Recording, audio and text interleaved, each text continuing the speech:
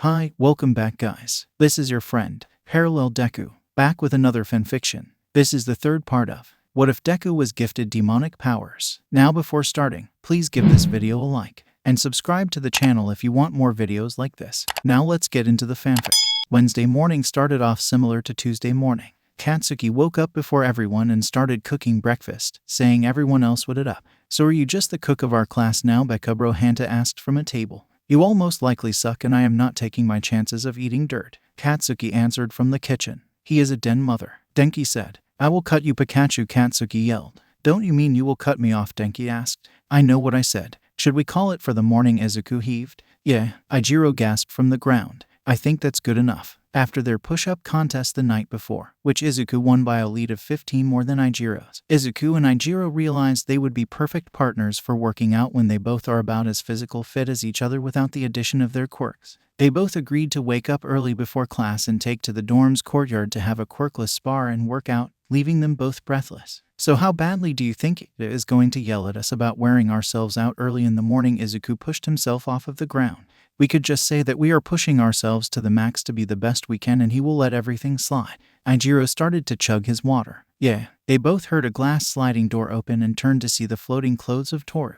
Hi Hagakure. Izuku waved. What have you two been doing? Toru was confused to see them so tired this early in the morning. Training. Ijiro stood up and used his towel to wipe his face. Real ones gotta keep at the grind. Izuku stretched. Oh, Toru felt inspired slightly by how much effort these two were putting in. It also made her feel weaker when Sue thought about how little she worked out. Can I join next time? She expected them to say she wouldn't be able to keep up with them. Of course, Ijiro nodded happily. The more the merrier. Yeah, it'll be fun, Izuku added. We can get you around 5 tomorrow morning. 5? Toru asked. They've been out there since 5. Yeah, unless you want us to get you later. Izuku didn't want to be overbearing about it. Maybe 6 or 7. No, I can do 5. How often do you guys plan on doing this? Toru asked. Izuku looked at Ijiro. I got afternoon trainings to do with Momo, so how about Monday and Wednesday mornings? Ijiro crossed his arms. That works. Let's add something on Saturday every other weekend.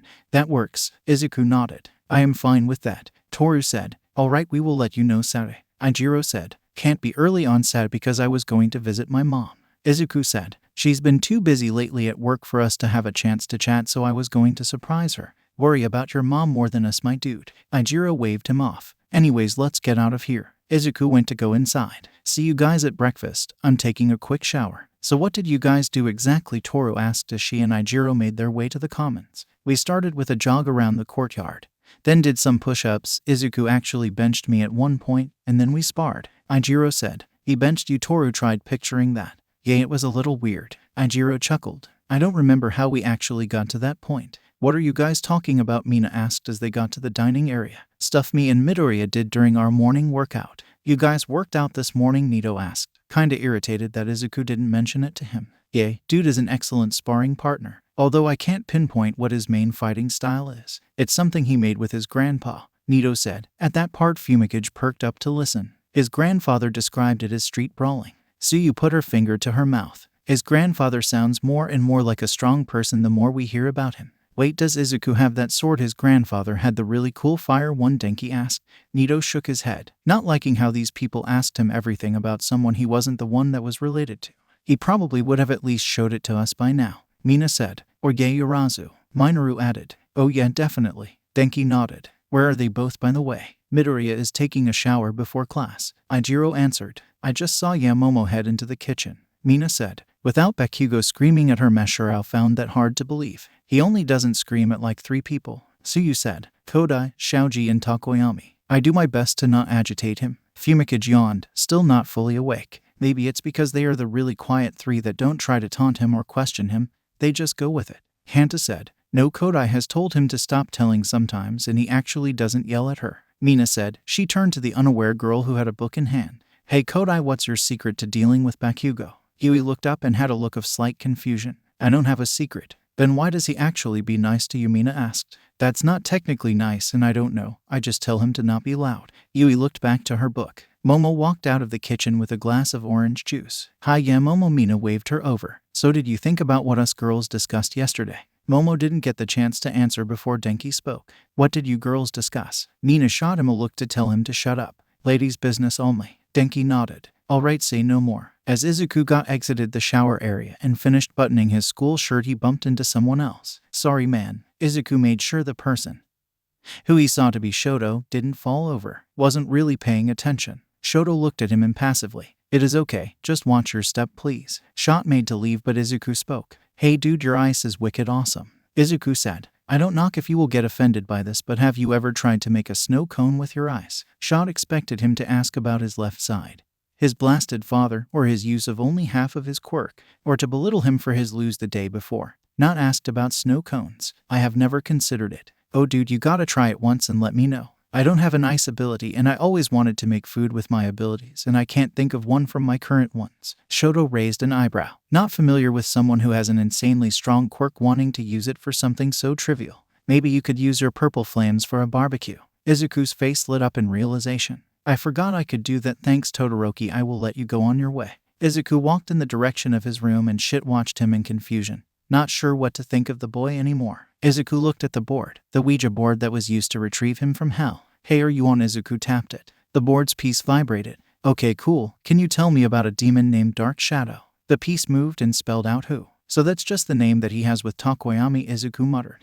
Izuku would have asked Fumikage and Tokoyami for more info after the match, but they went to Fumikage's room and he was busy with Ijiro and then training with Momo, which was an odd silent training that didn't last nearly as long as the other day. So can you tell me about any demon types that have 3 of their kind left? The board didn't react for a second. It responded after a minute to say none that I am aware of. You're kinda useless right now, you know that, Izuku asked the board. Izuku's eye twitched when the board spelled out its next sentence. And you are kind of a. Smacked the board. You can't keep calling everyone a. Bite me, the board replied. Izuku glared at it. Off, why am I yelling at a piece of wood? Because you are a. The board spelled out. You. Izuku out the board back in the by his bed and stormed out of his room. Izuku entered the commons and saw he was the last one down. About time you got here, Glowstick Katsuki said as he put down the final plate of food. So are you always going to be the one cooking? Izuku asked as he sat down. Unless one of you can actually prove to me you can cook more than making a sandwich, then yes, Katsuki said. I am not letting myself eat garbage. Fair enough, Izuku said. Just checking. We don't have Founded Ol Heroic Studies today, right?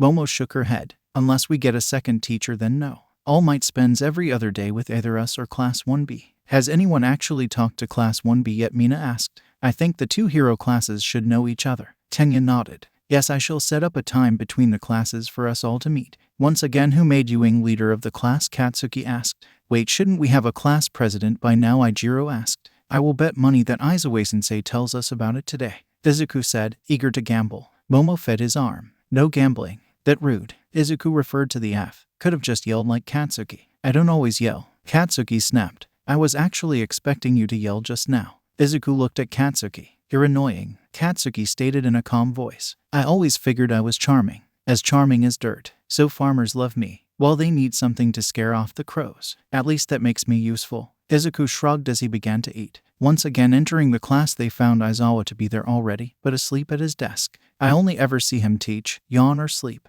Izuku remarked as he walked past to his seat. For all you know, he is awake and listening. Momo warned Izuku. I think he will still be upset with my bone popping out trick more than me saying an observation. Izuku fed his necklace as he sat down. Momo went to reading her encyclopedia before class started, or at least made it look that way while she was thinking. Mina's pestering the day before did make her realize even more that she might probably definitely have feelings for the boy next to her, and that he had similar feelings. While the thought of the guy she liked having feelings for her made her feel giddy, it also made her hesitate. They were both in a school for training to become heroes. They should focus in their training more than their feelings. Plus, she had agreed to be one of the allies of his when he starts up his group to replicate his ancestor's old gang. Doesn't that count as a conflict of interest or a bad idea to date within a work group? When did she even consider dating him? Sure, he was hot and kind. Has an interesting sense of humor and is caring.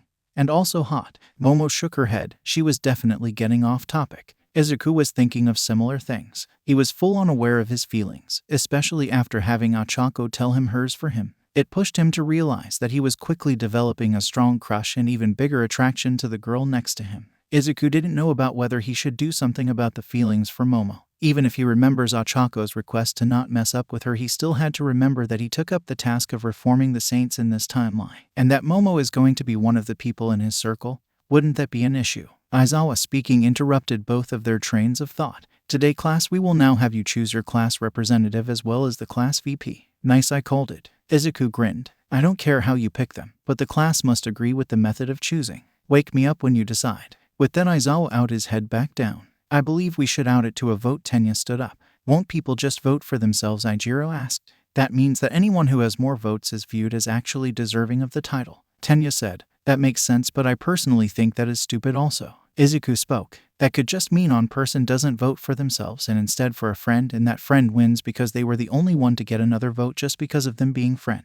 We should not allow anyone to vote for themselves because everyone has bias towards themselves. Like I would of course think I would be a great leader. However, I do tend to not take some things seriously and can act in impulse, and someone else will disagree with that as what makes a good leader. Granted, your way actually does make sense. I think that removing people from having the option to vote for themselves will make them actually think about good leadership qualities and who here actually fits that bill the best out of all of us. Izuku fed his necklace again. I don't know, I just think that only being able to vote for others and not yourself could allow people to think more objectively. I agree with Midoriya. Tsuyu said. Thanks, Asui. Izuku smiled. I said call me Tsu. Tsuyu reminded him. My bad, Tsu. Izuku said. Okay, but how do we vote? Denki asked. We could write it on a paper and tally it. Or just say we vote for with a show of hands. Momo said. We are training to be heroes, and if and when we do go pro, our opinions on everything will be there for everyone to see. This could help us open up on showing our opinions and choices. It'll take too long to go down all 20 of us, however, so why don't we just nominate like 5 or 6 of us that everyone can agree on?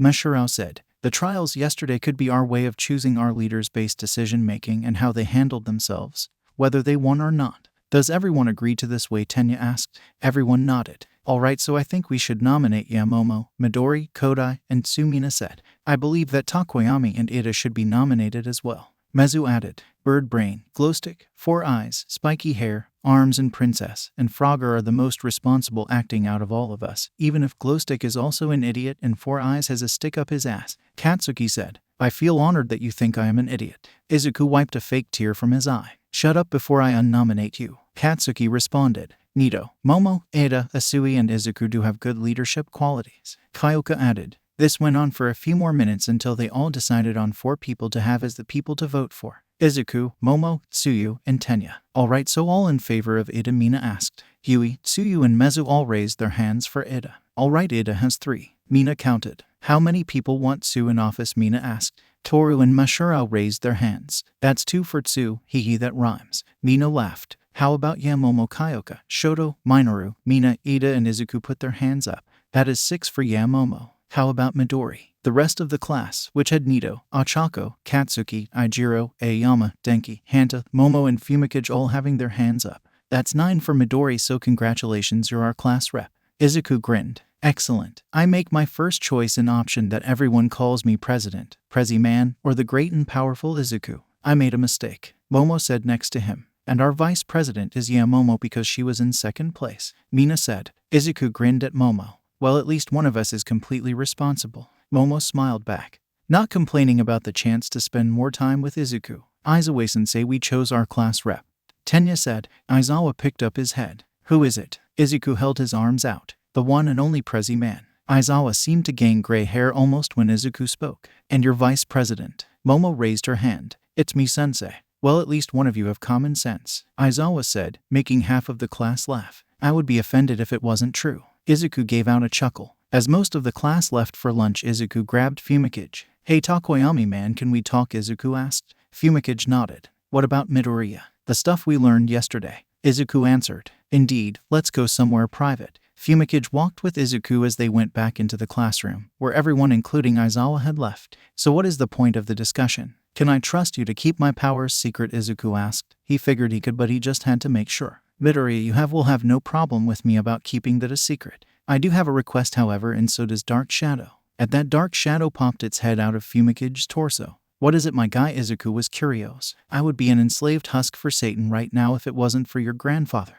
Dark Shadow started. And I would not have gotten as far as I have without Dark Shadow. Fumikage added. I remember you saying you wanted to continue your grandfather's legacy and remake the Saints. We would both like to swear our allegiance to you and join your side. Izuku blinked. Oh, definitely man. I could definitely use the help when I establish the Saints. Fumikage smiled. Is there anyone else you have recruited yet like Monoma or Yaoyorozu? Izuku chuckled. Both of them exactly. Nito is a descendant of Dane Vogel, the guy who gave my grandfather the halo in the first place. Dark Shadow grinned. I was right. I thought that cloak of theirs was odd. Wait, do those not give off demonic energy? Izuku wondered. Because if he was the only one who could be detected as demonic power having, then that was great. His friends wouldn't be as big of targets. They don't necessarily. It's just close enough to real demonic energy that if you looked you would see similarities. Although that girl's is stronger than the boys. Dark Shadow answered. Izuku was curious why they weren't sensed as actual demonic powers like him. Maybe it was because theirs was made by Dane and Philip. Not actual demons, even if they used probably similar methods. That's interesting. Alright, so welcome to the Saints. Izuku stuck out his hand. Fumikage took the hand in a shake. Glad to be on your team. Let's get to lunch. Where have you two been? Ijiro asked as Izuku and Fumikage sat at the lunch table that consisted of Ijiro, Momo, Kyoka, Mina, Toru and Nito. We were just talking about yesterday. Izuku quickly said. The battle trials were nice. Kyoka said. Except I really didn't do well at all. Ijiro looked down. Hey man, it was just a really bad matchup. Izuku said. I'm pretty sure all of us would have had a bad time against Suamd. Kyoka's team up. They have good synergy. What about you and Takoyami? Ijiro said. I'm pretty sure you guys were the best hero team hands down.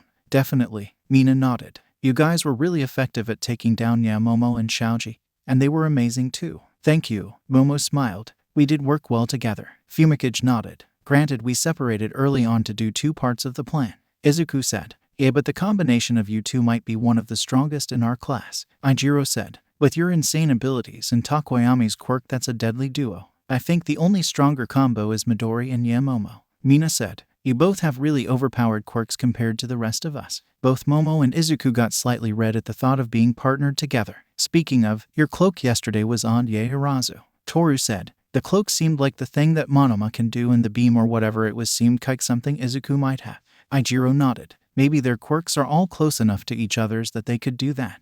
Think about it. Monoma can copy quirks, and as he said, the cloak and monster strength come from that energy used to recreate a quirk. Yaoyorozu can create things as long as she understands it well. Maybe she just did some testing with Midoriya the other day to recreate some new stuff. And Midoriya is what does your quirk come from? Everyone turned to Izuku. I deadass think it's just a lot of energy that lets me use abilities close to my ancestors, like I inherited their powers. That's cool as hell, makes you carry a huge legacy. Ijiro wondered how well he would manage carrying a legacy like that. Oh, you have no idea. Izuku laughed slightly. Hello, a feminine voice spoke from behind them. Everyone turned to see four people. The speaker was a tall orange-haired girl that had been tied in a high ponytail on her left side with teal eyes. On her right was a broad-shouldered guy with silver hair and what looked like jagged metal surrounding his eyes and jagged teeth similar to Ijiro's. He stood almost defensively by the orange-haired girl. On the orange girl's other side was a girl with long messy moss-colored hair and long sharp teeth, and a green pointed at Izuku that he felt a shiver from. Beside that girl was an even taller girl that held a calm expression and long vines for hair. Hello, Izuku spoke for his table. What can we do you for? Hi, I'm the class rep for Class 1B Itsuka Kendo.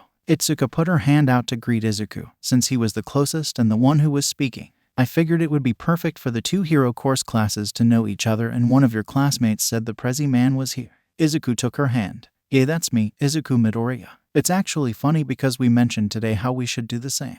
Itsuka smiled. Great. The silver-haired guy next to her put out his hand to Izuku. I'm the vice rep of 1B. Name is Tetsu. That's a mouthful, my dude. Izuku remarked. My vice rep is right there. He pointed to Momo. Hi, I'm Momo Yaoyorozu. Momo waved. Hey, my dad works for your dad. Tetsu said. What do your parents do? Yaoyorozu Ashido asked. Momo smiled, clearly liking the chance to talk about her family. My parents run an international company called the Syndicate. They provide funding for many scientific research firms in many countries, as well as quirk research, city development, invest in small companies, and are a huge part of the world's economy. My family has had the company for generations, and when quirks first started to appear, they helped keep everything from completely falling apart. That's awesome, Ijiro said while Izuku went silent. Izuku was wondering that since she was a descendant of Philip, and this was obviously that Syndicate, if they still did all of the illegal stuff they did back during the time of the Saints taking over Steelport. Momo saw the look he had and held up a finger to signify they would speak later. Yeah, my dad works in a quirk research firm to see how skin-affecting quirks work.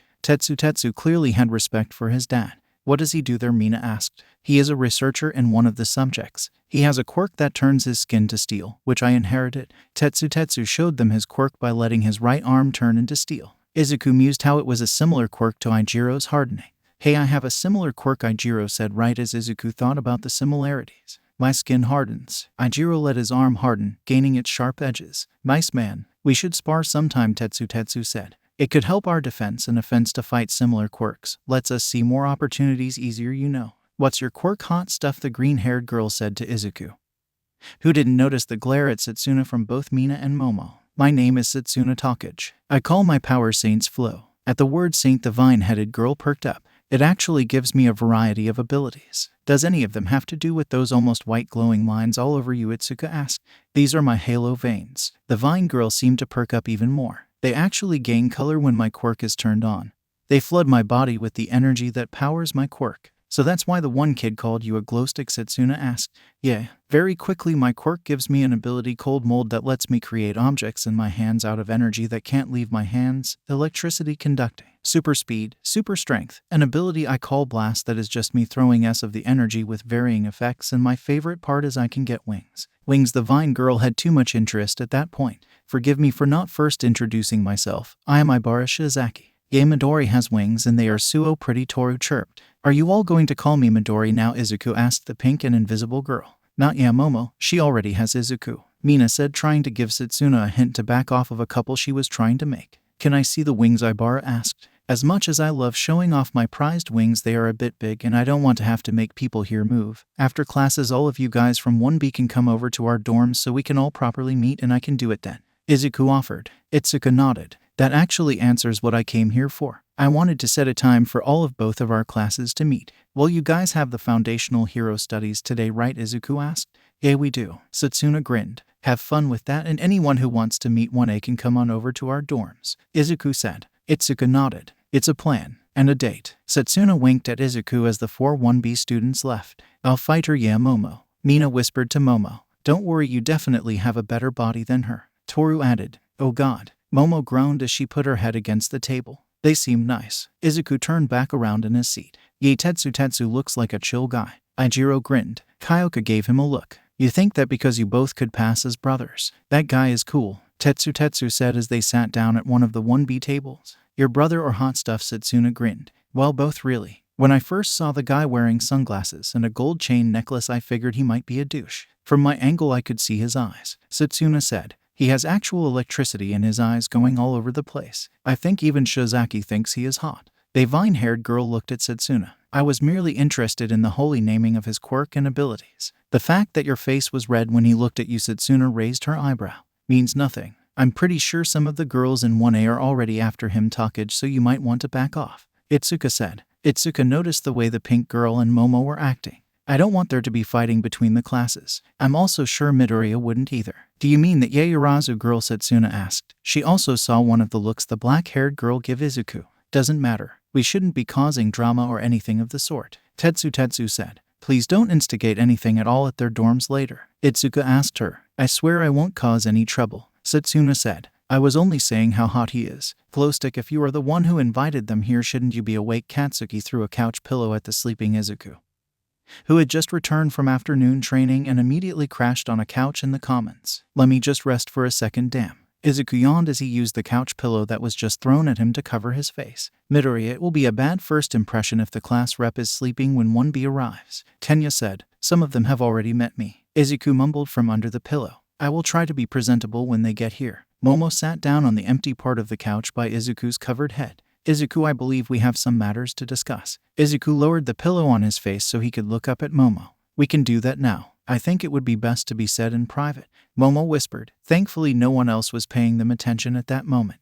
Sure, let's go outside to the courtyard later then, Izuku mumbled back, holding in a yawn. That's fine, Momo nodded. Izuku dozed back off while Momo pulled out one of her encyclopedias. The class of 1A soon fell into one of their regular afternoon routines. Katsuki, Denki, Hanta and Minoru all playing on Katsuki's system. Yui, Fumikage and Momo all silently reading their own books. Mina, Achako, Toru and Tsu all chatting at one end of a table. Nito and Kyoka playing a board game. Mazu could be seen meditating in the courtyard through the windows. Mashirao was also out there going through his forms and showing them to Eijiro. Tenya was watching the news on his phone. Ayama was watching himself in a mirror. Shoto was surprisingly downstairs, but sitting there silently near where Momo was reading while Izuku slept. This was what Class 1B saw as they got entry into the commons. Hello, Izuku grinned and waved. A collective wave of greetings went back and forth between the two classes. Hi, I'm Pony, a girl that had hooves and horns and the biggest blue eyes any of them had seen, yelled very happily. What's going on? Izuku yawned as he took the pillow off of his face and sat up.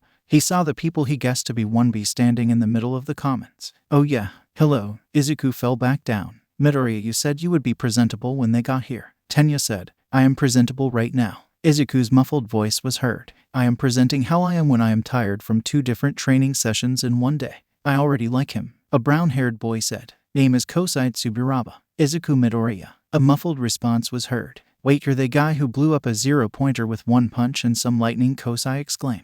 I was actually at your test site. A thumbs up was seen over the side of the couch from Izuku. Sorry, he is close to passing out at this point. He overdoes his training.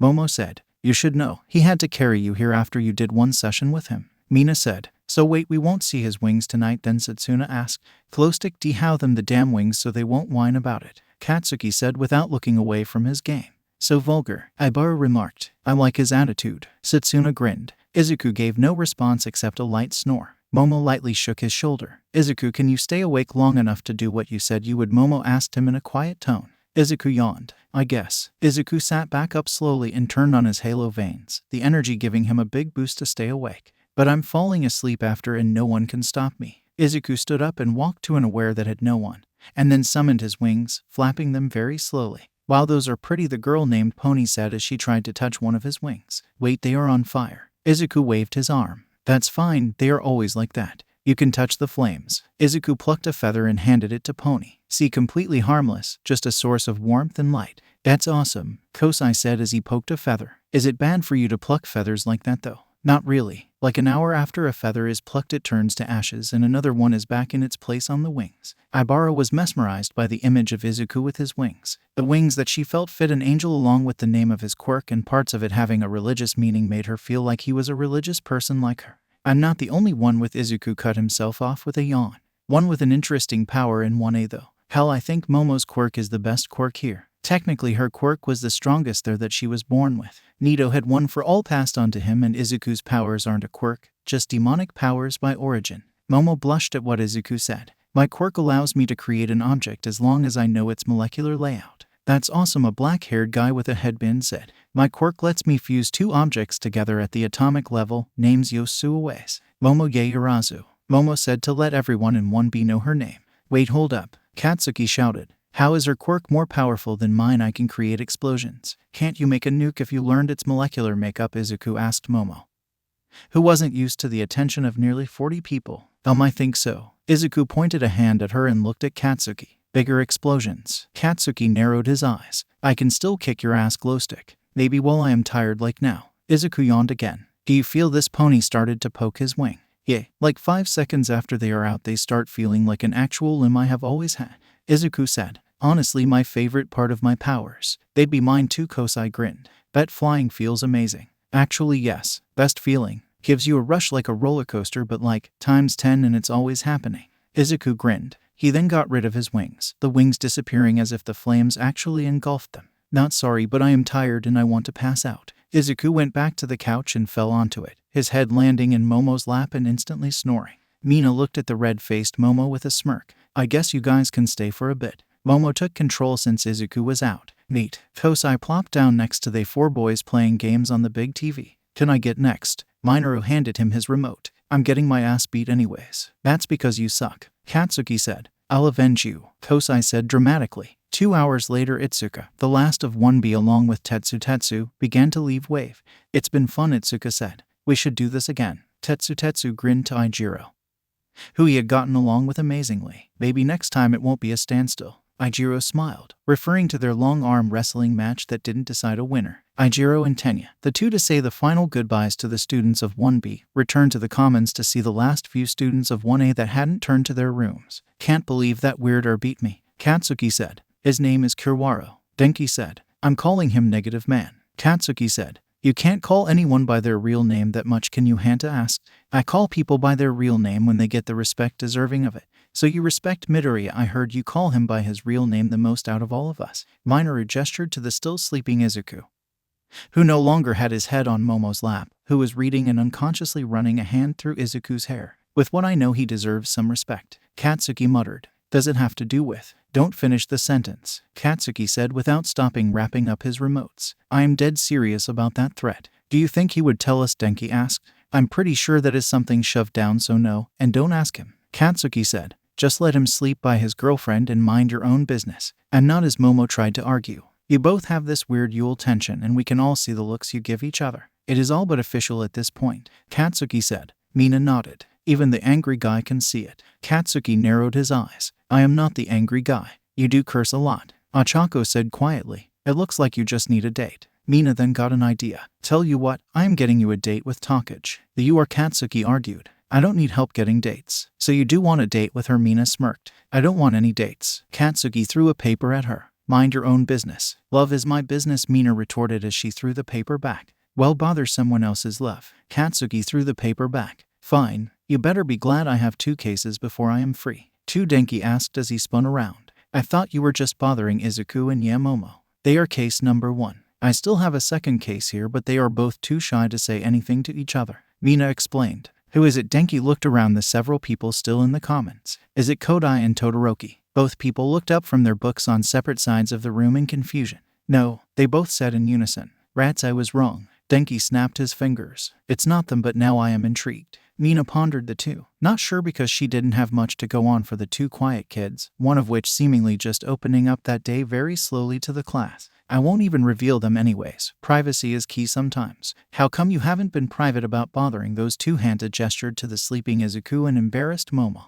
Well, because they can't hide it at all at this point. Yesterday when they flirted while fighting made it obvious. That wasn't. Momo tried to argue again, but again got cut off. Yes, it was. Both Katsuki and Mina said. If you didn't like him, you probably wouldn't be running your hand through his hair. Mina pointed to the hand Momo instantly pulled away from Izuku. That's... Momo didn't have an excuse. Is it soft? Mina grinned. Please be quiet, Momo begged. That means it is. Mina grinned. You have to tell all of us when you guys finally get together. What makes you so sure we will get together? Momo asked. Mina responded by just looking at Momo. Just tell us. At this point we deserve to know. Wouldn't that be corruption in our leadership if they were boning each other? Denki asked.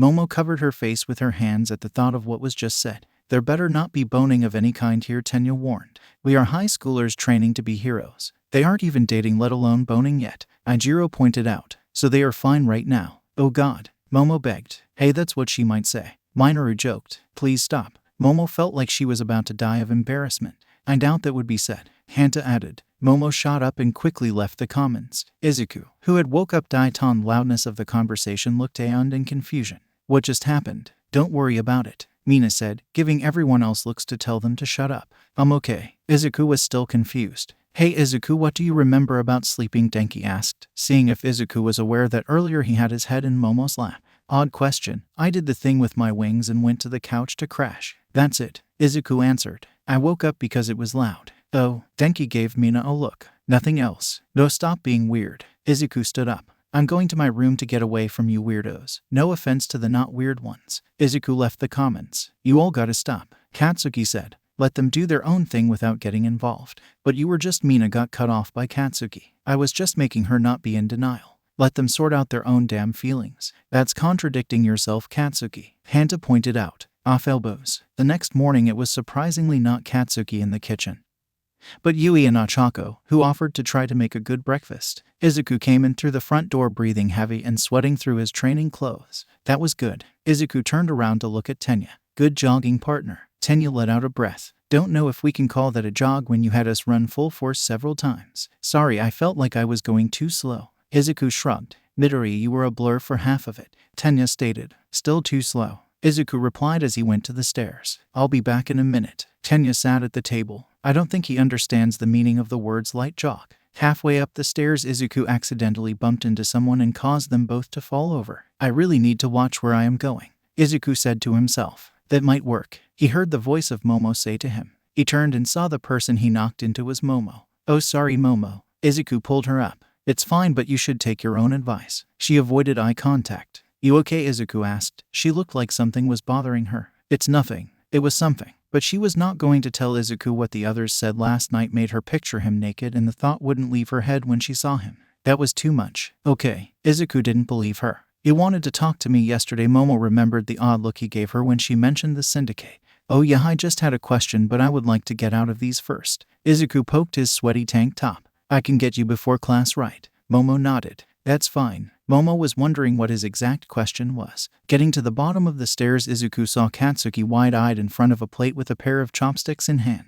What's with the boomer? Izuku asked. It's Katsuki mumbled. Did someone break him? Izuku was confused. He wanted to see how badly I was going to screw up the breakfast. Yui explained. He took one bite of the omelet and did this. So either it's good or really bad. Denki said. Katsuki whipped to point a finger at Denki. Don't you dare assume this magnificent food can be bad. So it's good? Yui asked. Katsuki looked at her in amazement. I am but a novice compared to your skill. Teach me. Yui felt a tint of blush from the overdramatic praise. I gotta have some if it's this good. Izuku tried to grab one from near Katsuki, who instantly smacked Izuku's hand as hard as a brick with his chopsticks. Back off, Katsuki growled as he pulled the 3 closest plates to himself while glaring daggers at everyone close to him. Izuku rubbed his hand. That was rude. He looked to Yui. You made more right. Yui nodded and pointed to the kitchen. I didn't bring out all the plates before Bakugo stopped me to test them. I'll help you bring them out. Izuku offered. Someone needs to keep Boomer back. Everyone else showed signs of loving Yui's cooking, just not as extremely as Katsuki. Izuku sat on the bench outside of the dorms, waiting for Momo so they could talk before class. Most everyone had already went towards the classroom.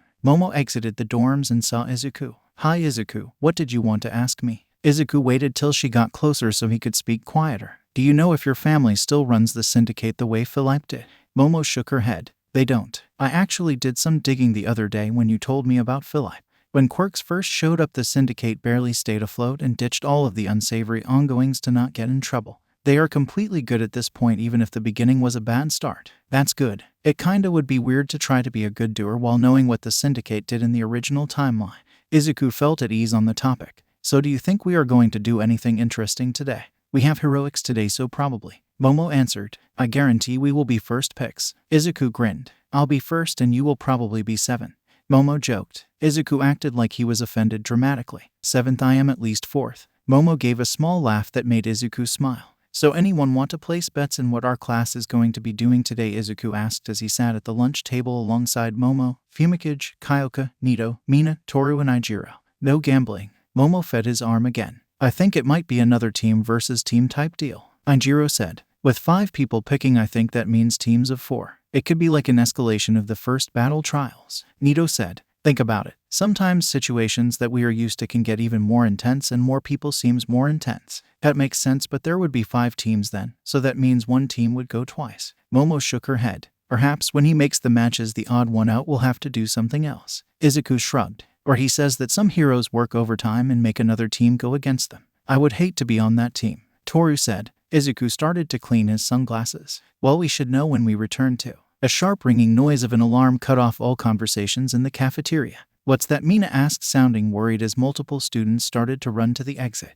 That's the alarm for an intruder, upperclassmen panicked. The school is being attacked, another student shouted. A majority of the students were rushing to the exit, pushing each other out of the way, the exit becoming a battle to get through. Momo and the others got up to get to the exit, but Momo noticed Izuku was still sitting down and drinking his cola calmly. Izuku, did you not hear what they said? Momo asked him, causing multiple students to stop and look at Izuku also, all of them wondering why the first year was really calm. Izuku held up a finger as he drank his cola, putting down the can. He spoke. Yeah, I heard them. I'm just not worried. Midori, we are under attack. Mina was starting to think he might be brave or stupid. No, we're not. Even if we were, the entire staff is pro heroes and we all are training to be heroes. We can defend ourselves. Izuku took a bite of his burger. Okay, now Mina knew he was stupid. Not under attack. Do you hear the alarm? I hear it, but look. Izuku pointed at the wall across from him, a wall of windows that faced the front of the school grounds, where they could see a bunch of news reporter at the open front gate being shooed off of the property. It's just the media being annoying. We should get everyone to calm down then. Ijiro grunted when someone elbowed him to get past. Izuku stood up and stretched his arms behind his back. On it, his halo veins shot to life and his wings popped out, smacking one kid in the face. My bad, Izuku said as he started to fly above everyone's heads to get above the exit. Izuku noticed no one was looking at him, so he decided to get their attention. Charging up 2 small green blasts in his hands, he clapped them together to make a booming sound that made everyone look at him in the air. Here are you all doing? Izuku yelled. It's just the media. Regardless, you all are training to be heroes, and if you are going to panic at the first sign of trouble, you should just drop out and save everyone the trouble. Everyone turned to see it was the media and calm down. Get to your classrooms or something, but stop acting like a bunch of ease. With that, Izuku put his wings away and dropped to the ground. Not even missing a beat, he walked back to his table. Everyone watched as he sat back down and went back to eating, as if he didn't care about the situation that just happened at all. Did you have to call everyone? Mina asked. Call it like I see it, Izuku replied as he sipped his cola. This couldn't have just been the media. Nazu looked at the remains of the gate to Yue, which looked as if it had been rusted away for many years, even though it had been cleaned the other day. It is odd. Aizawa looked at the gate. He had just finished getting rid of the media. The media being here must have been a cover. Yes, nothing has been reported as stolen so far, and no one has actually been seen inside of the buildings. Nazu squinted his eyes as he looked at the main building.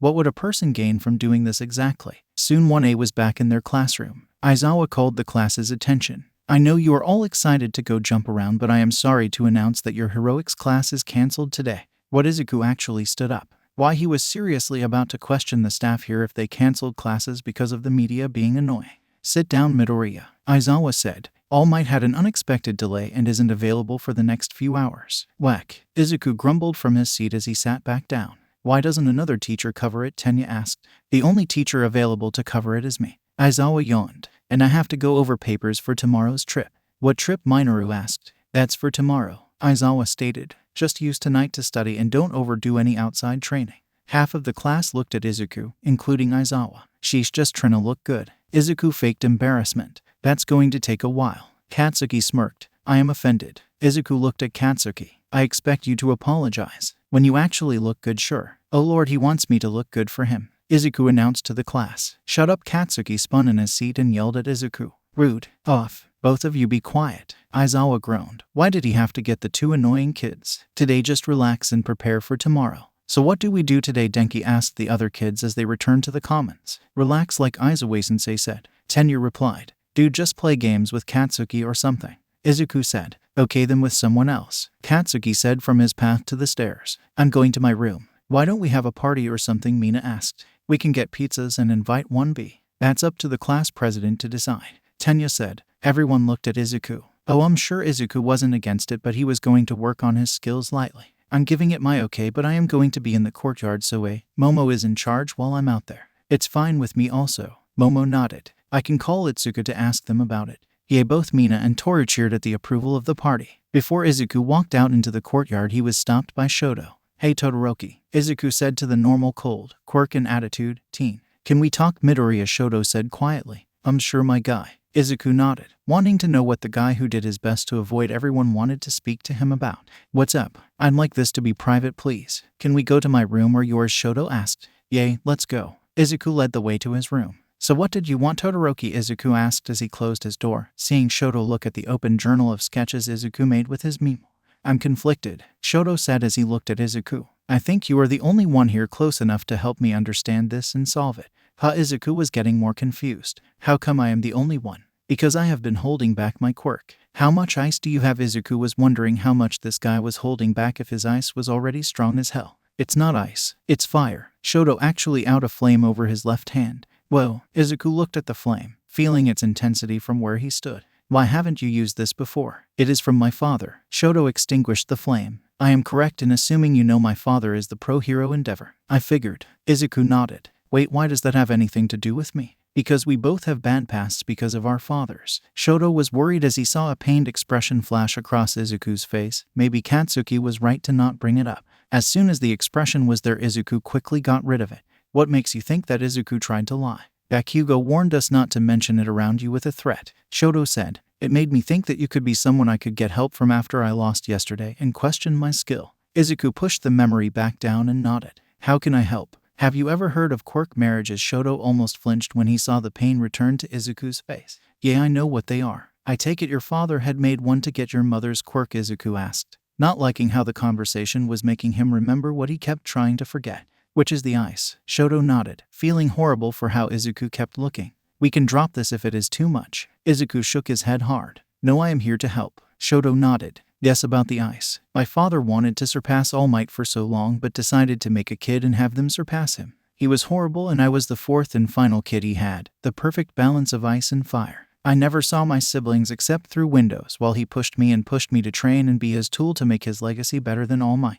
Shoto himself paused. He pushed my mother to insanity, and she scarred me when she snapped, seeing my father in my left side. Izuku looked at the burn over Shoto's left eye. He sounds like a dick. Shoto smiled. He is. He put my mother in a mental hospital and I swore off using my fire side to spite him. I thought I could surpass just him with my ice and shove it to him by being the best without his power, and I lost to someone I would regard as the weakest 5 of the class. Minda would be offended. Izuku let out a laugh. Honestly, it's not his fire. It's yours. Shoto smiled at the thought. Is that how you treat the powers you got from your father? Shoto regrets saying that because it looked like Izuku just got stabbed in the heart. I didn't get my powers from him. Izuku stabled his breath. I got them from my grandfather. Shoto nodded. Is that why you love your grandpa so much? I heard about how much you idolize him. He was great, and one of my main goals is to be as best as I can be just because he gave me the chance to try. He taught me most of what I know. Izuku felt better as the memories of his time with Johnny replaced everything in his mind.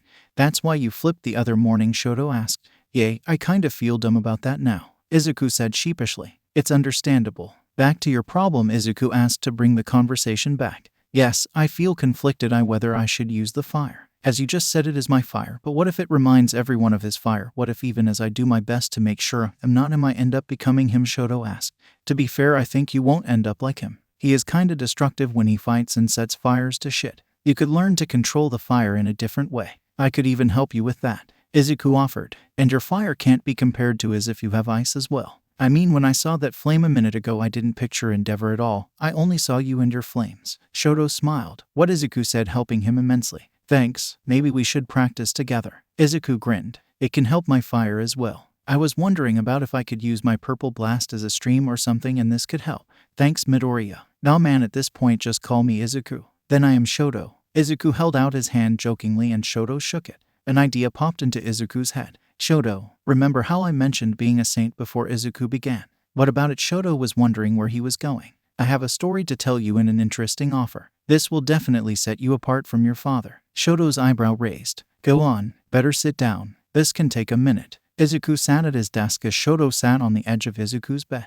That is very interesting, Shoto said as Izuku finished. Yeah, it's something. Izuku had told him all about the Saints and the Halo and his grandfather's wish for Izuku to rebuild the Saints. Izuku hadn't mentioned Nito's, Momo's or Fumikage's involvement yet, saving that for after Shoto accepted. So what do you think? Shot didn't even hesitate to answer. Yes, I'm in. You said that you will have the Saints understand loyalty and how the old crew acted like a family. I would enjoy that. Izuku shook Shoto's hand. Welcome to the crew. Want to meet the others? Others? Shoto asked. Yeah, kinda building my bases currently. We can meet them downstairs in the courtyard. I can text them to meet us there. Izuku pulled out his phone. Shoto nodded. Hey Izuku. Izuku looked up from getting the group to meet. I'm sorry about making you remember TH. Izuku cut him off. It's fine. Just unexpected. You don't have to tell me if it's too painful. Shoto really didn't like how pained Izuku would look when it was brought up.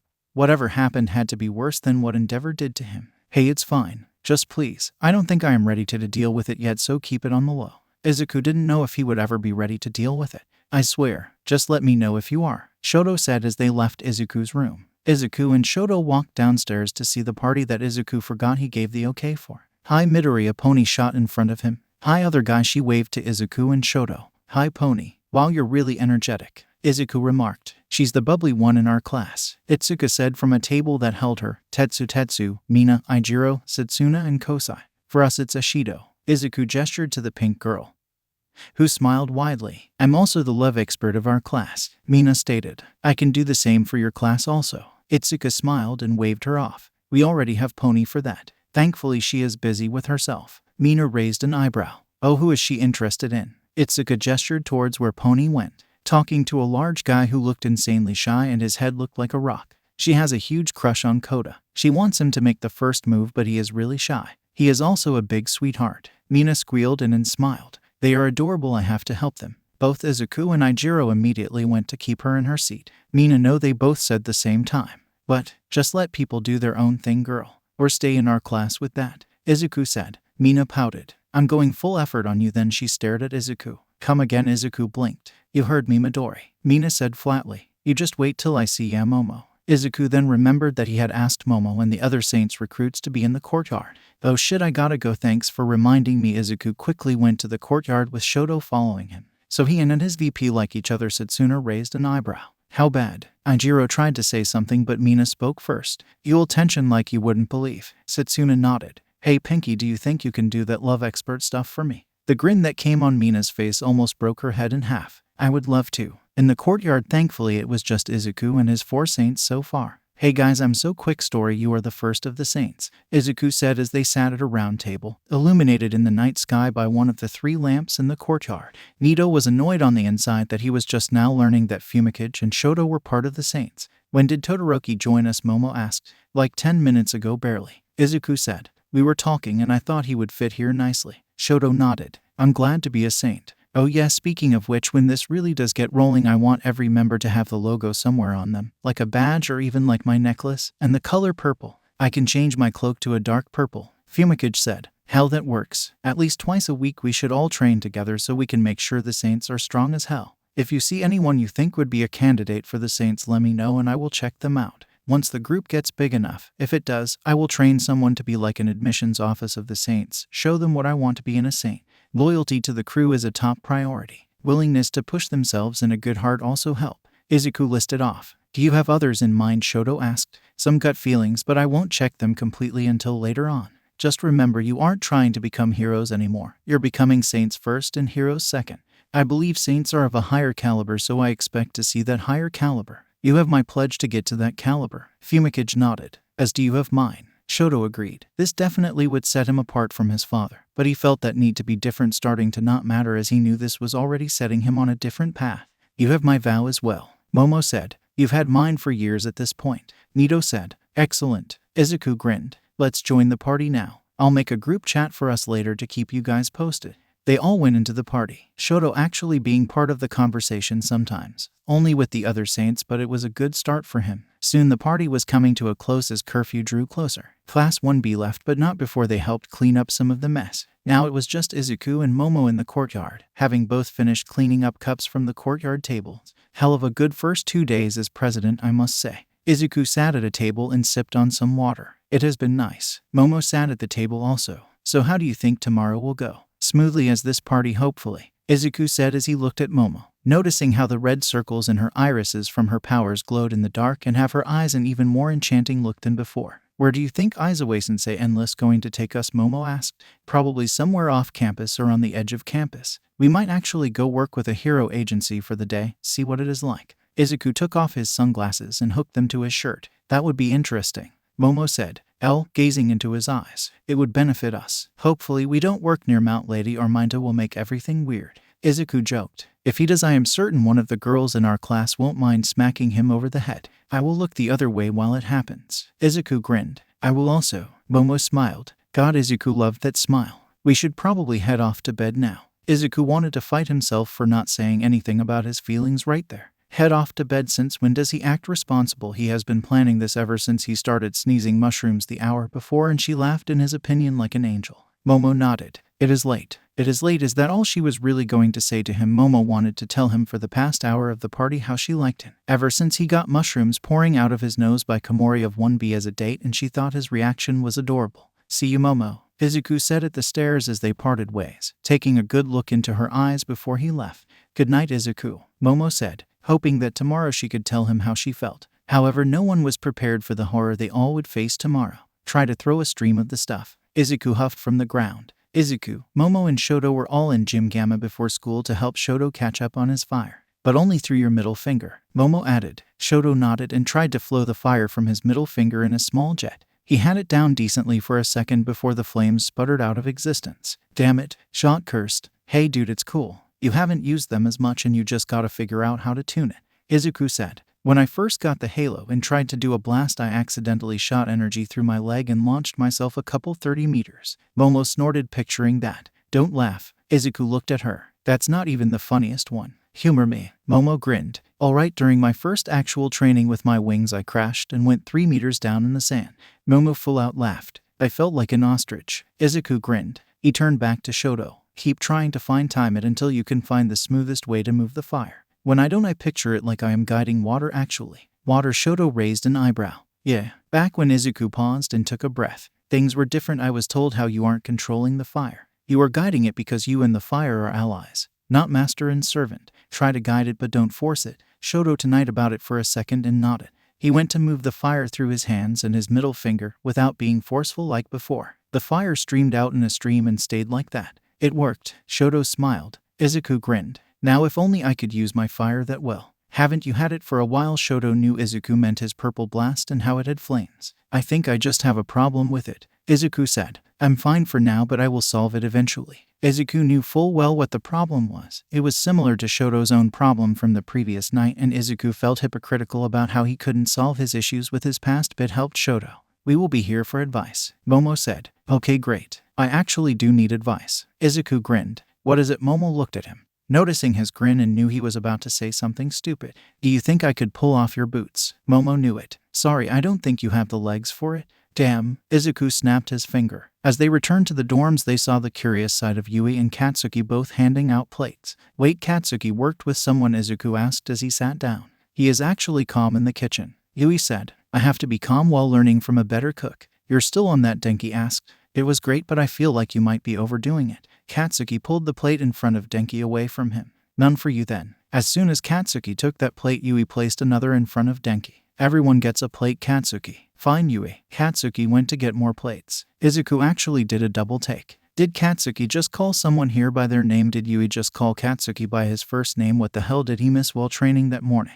Before he could say something on what he felt was a world-shaking event, Mina spoke. Guys, where do you think our trip is today? Should we really build up suspense on it like that? Mashiro asked. It sounds like it might be something we start doing early on today, so we might do it before first period even. An all-day class, Izuku pondered. Sounds great. It'll probably be after lunch, Anjiro said. I doubt they would make us skip our core classes. Yay, dude, I bet it is some awesome hero training. Denki said. Something a step up to help us understand our files as heroes even more. Hanta agreed. Let's see when we get to class, Izuku said. Ima bugged the hell out of Aizawa-sensei to find out. Midoriya, please go to your seat before you aren't allowed to join us. Aizawa groaned. He really respected the kid for his effect on the others, but damn, the kid can be annoying. Izuku narrowed his eyes. All right, I guess, but this isn't over. Izuku walked back, pointing his fingers from his covered eyes to Aizawa's tired ones. Yes, it is, Aizawa said. The trip isn't till after lunch, so ignore it for now and carry on with your classes. I was right, Aijiro pumped his fist. One of these days you gotta let me start gambling. Izuku said to Momo. You are the class rep, set an example. Momo looked at him. I would be setting an example of how to place good bets, Izuku said. Or be an idiot. Momo smiled. I outsmarted you the other day. Izuku grinned. That was a fluke. Maybe we should try to test that theory of yours, Izuku said. See who really is the one on top. Momo's mind took that statement the wrong way, and it showed on her face. She quickly got rid of the blush. Challenge accepted. It was lunch, and the table today consisted of Izuku, Momo, Kyoka, Nito, Fumikage, Shoto, Aijiro, and Ochako. So anyone want to place last-minute bets on where we are going? Izuku asked and got fed by Momo. Every time Izuku looked at her. Until you stop trying to gamble. Momo nodded. I'm going to be fed until I die. Izuku groaned. If that's what it takes. Momo replied. Hey guys, what if it is that one building? Aijiro said. The one that is on the edge of campus. Ah yes, the building. The building on the edge of campus, which resides farther away from the other buildings. Izuku nodded. Of course I know what building is referred to. Aijiro chuckled and tossed a up wrapper at Izuku. Okay, I mean the one that is the part of campus to the west. You know, that big area used by some pro heroes for practice sometimes. Do you mean the unforeseen simulation joint? Shoto asked. It's in that area. Aijiro snapped his fingers. Yes, that one. What's that building used for? Ochako asked. I think it is run by number 13. Number 13, Ochako said excitedly. She is my idol as a hero. Then if this is true, you will be having a blast today. Kyoka said. Isn't she a rescue hero? Ochako nodded vigorously. She is one of the best rescue heroes. If we are going to her building, then we will be learning rescue training. Ochako squealed in excitement. All right, let's place bets on it, Izuku said as he got fed twice by Momo. Hey, that was twice. You did it right after I warned you, Momo explained. Fine, I guess we will probably go to that place. Izuku really wanted to bet, but he also wanted the cute girl to stop fing him with her super strength activated.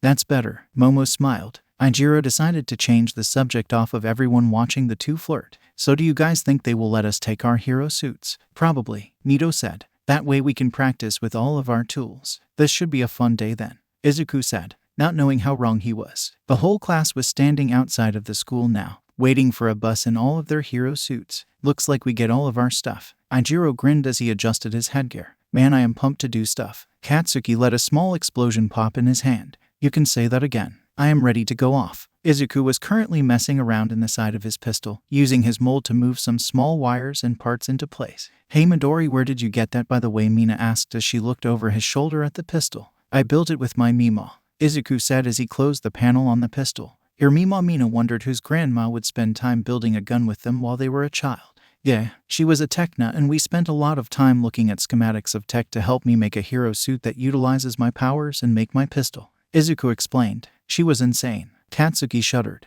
Are you afraid of his grandma? Ijiro asked with a grin. She could scare a demon. Katsuki said. Or All Might, Izuku said jokingly, despite him actually knowing that All Might was a bit worried and watched his step around her before she left. Denki and Hanta laughed. Dude, your family sounds kick-ass sometimes. They could also kick ass. Izuku smiled. The bus arrived with Aizawa driving it. They all boarded to see it was a bus with inward-facing seats. All right, everybody take a seat and we shall tell campfire stories about Katsuki's onesies from his infancy. I will blow your glasses off, Katsuki said. Okay, sounds like a fair trade. Izuku didn't say anything, however. So what do you guys want to talk about on the way? Denki whispered to Hanta. I bet I can get Katsuki to scream. That's not hard, but go on. Hanta grinned. Yeah, but with one sentence and it won't even be geared at him, Denki said. Hanta thought about it. Intriguing, do it. What, to have a nice discussion on who has the best quirk? Denki asked everyone. It's me, obviously, Katsuki yelled. Both Denki and Hanta smirked at each other. Nah, I think it has to be Midoriya, Ijiro said. Dude has a whole arsenal of abilities, and it does twinkle quite well. Ayama nodded. No, Ayama, yours is the best at that. I can't even compete. Izuku grinned. But overall I think it is Momo. Of course he picks the girl he likes. Toru muttered to Mina. She can create a nuke. Boom, we are toast. Izuku clapped as he said boom. Izuku didn't want his powers to win a discussion of best quirk because it wasn't a quirk. But he couldn't just tell them that without raising so many questions. That's only if she knows how to and has enough of those fat cells or whatever. Katsuki said. Why don't we talk about which one is good no matter the situation? Whether you are weak at that point or an idiot or not. Nido's then, Izuku said. He can touch someone and have their quirk and all instinctual knowledge of how to use it. Except if they have a mutant quirk. I can't use a quirk that requires a physical mutation. Nido said. How about Takoyami? He has a shadow with a mind of its own. 2 minds are better than 1. Takoyami shook his head. Me and Dark Shadow can lose control and enter a state of rage and destruction if it is too dark or we are pushed too hard. We are also weaker in the light. How about Suachako said. She has the abilities of a frog and is very flexible in most areas. If I am in the cold for too long I enter a state of hibernation. I can't do winter work well. Su argued. Why not you, Midoriya? We haven't seen any limit on you except what your body can handle. I mean, I guess. I haven't actually had a moment where I had pushed my powers to the max of what I can do. The Supreme Green Blast was an accident, Izuku said. Have you gotten close to that? Toru asked. Sometimes my energy feels drained, but I always get more after a minute. Izuku did like how the halo could give him infinite energy to use and the only limit really was him and what he could handle, which thanks to the halo and his training always kept a steady pace of improvement. So it's you, Ijiro asked. How about Katsuki? Denki asked. His explosions actually get stronger as he fights. That's because of my sweat building up. After a while my explosions can actually become too much and my arms would stop being able to take it. Katsuki said. How about Hagakure? Tenya said. Her quirk is complete invisibility, so her stealth is only limited by her. Yeah, but if I get hurt it is hard to diagnose me or see how bad it is without a thermal sight quirk or something similar. Toru said. How about you and your engine calves? Tenya shook his head. As much I would enjoy that title, my speed can actually give me tunnel vision and it's hard to turn if I am too fast. How about Ashido? Mashirao said. Her acid so far hasn't shown a limit either and she can change how dangerous it is. Don't forget I also have the power of being a love expert. Mina grinned. Yes, she also has that. Mashirao deadpanned. Or Kirby, Katsuki said. She can send people straight to space by touching them. I actually have to get close and I have a limit to how much I can donate a time. Achako waved off the idea. So Minato asked everyone. Or Yaoyorozu. Denki shrugged. How about Todoroki's ice? Kyoka said. That stuff is dangerous. I actually can freeze to death if I use too much ice. Shot answered. However, my flames can keep me warm. Flames, half of the class exclaimed, just now learning he had fire as well as ice. Yes, the right side of my body can generate ice while the left side can generate fire. Shoto explained.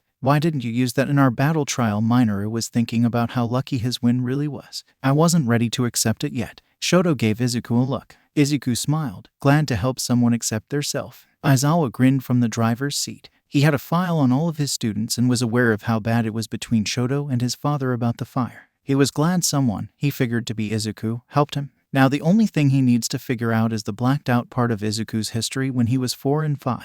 He saw that afterwards Izuku had gained signs of depression and self-hate, but even Nezu couldn't gain access to that data. Whatever it was, Aizawa knew it was the cause of the look in Izuku's eyes back at the Quirk apprehension test, as if he needed to desperately prove something. "Here we are, kids," Aizawa said as they stopped in front of a large domed building. USJ, Universal Studios Japan, Denki asked in excitement before Kyoka whacked him over the head. The unforeseen simulation joint, Ochako gasped. Yep, Aizawa almost jumped at how excited the girl became. Now let's go inside and not waste time out here. They entered the massive building to see multiple smaller, but still huge areas. Izuku could see what was easily a medium-sized lake with a decently sized ship on it, what appeared to be a small city area in a dorm that was dumping a storm inside of it.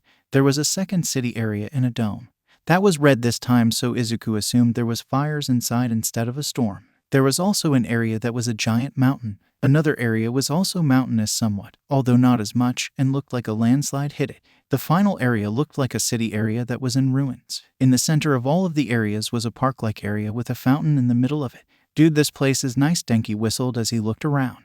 "Thank you," a voice got everyone's attention. Everyone looked to see the pro hero number 13, in her signature astronaut-looking suit. "Number 13, Ochako said excitedly. "You're the greatest rescue hero." No one could see number 13's face, but the laugh that came out showed she was happy to see Ochako's enthusiasm. "Why, thank you. I want to actually be a rescue hero also," Ochako said. "Can't wait to work with you then," number 13 replied, causing Ochako to almost faint at the idea of working with her idol. Anyways, Aizawa wanted to bring the class back to focus. He looked around. "Where is All Might?" Number 13 held up 3 fingers, which went over the heads of most of the class save for Izuku and especially Nito. "He has to deal with some problems from yesterday. He overdid things," number 13 said to Aizawa quietly. Aizawa sighed. "That man is the height of irrationality sometimes." Number 13 turned to the class. "Hello students," she waved and Ochako waved back. "Today you will be doing practice rescue operations and simulated disasters here at the Unforeseen Simulation Joint, or USJ for short. I built this place myself after many rescue operations to help train younger heroes and heroes in training to be prepared in every sort of disasters." "Why is that city on fire?" Nito pointed to the red dome section. "That is the Conflagration zone. During a large-scale villain attack, most heroes will have to spend their time evacuating civilians while others subdue the villains, or a large-scale fire like the ones that can happen in dry areas," number 13 explained, clearly proud of her work. "So the blue one is for hurricanes or villains that have water quirks?" Momo asked. "That is the Downpour zone." And yes, number 13 nodded. "Can anyone tell me what is expected of you all today?" Sue raised her hand. "To see how to use our quirks during rescue operations, because not all quirk uses are always straightforward." Mina nodded. "Like how my quirk is acid. I would have to be precise in rescuing people trapped just out of normal reach. So we should learn how to implement our powers as controlled as possible, that way we don't hurt people, because our powers can help people, but if we lose control we could very well just make the situation worse," Izuku added. Number 13 liked this class. They were doing the lecture for her. She turned to Aizawa while the class talked. "They are a bright bunch." Aizawa actually smiled lightly. "They think well, even the ones that you wouldn't think would." Number 13 called everyone's attention to her. "You all actually went over most of what I wanted to say, especially quirk control. Some quirks can be extremely dangerous if control is lost. For example, my quirk Black Hole. It allows me to replicate a black hole suction effect from my fingertips. The suction is very powerful and not even light can escape it. Anything sucked into the black hole is disintegrated into dust. If I lose control, I could very well accidentally pull and disintegrate civilians. Like how Uraraka could send someone into space if she doesn't stop her quirk," Fumikage said. "Or Dark Shadow could be sent into a rage that I couldn't control." Number 13 liked how they didn't need her to guide them all the way through her lessons. They would be great to teach. "Exactly. Always know your limits and the risks of too much. It could cause harm to you and to others. So we should never go past that limit." "Then what's the point of the saying plus ultra?" Kyoka asked. "There are times when limits should be crossed, as long as it is in the name of good and you can handle the risks." Number 13 felt like asking Aizawa if she could teach the class from time to time. She was liking how they tried to think everything over. "Before we begin the exercise today, I should only have a few more things to say." Before number 13 could finish, everyone saw a swirl of black must appear below the stairs at the central fountain. It looked solid in an area like a portal almost. "What's that?" Ijiro asked as everyone saw a hand appear in the mist and soon a body followed it out. A man with place skin and cyan-colored hair stood there, covered in severed hands, the most noticeable being the one covering his face. Aizawa narrowed his eyes at the person. Who were they? More people came out of the mist, the most imposing being a large being with a physique that matches All Might's. The being had black skin, a beak-like mouth that was twisted into a grotesque expression, and its literal brain was exposed to the air around it.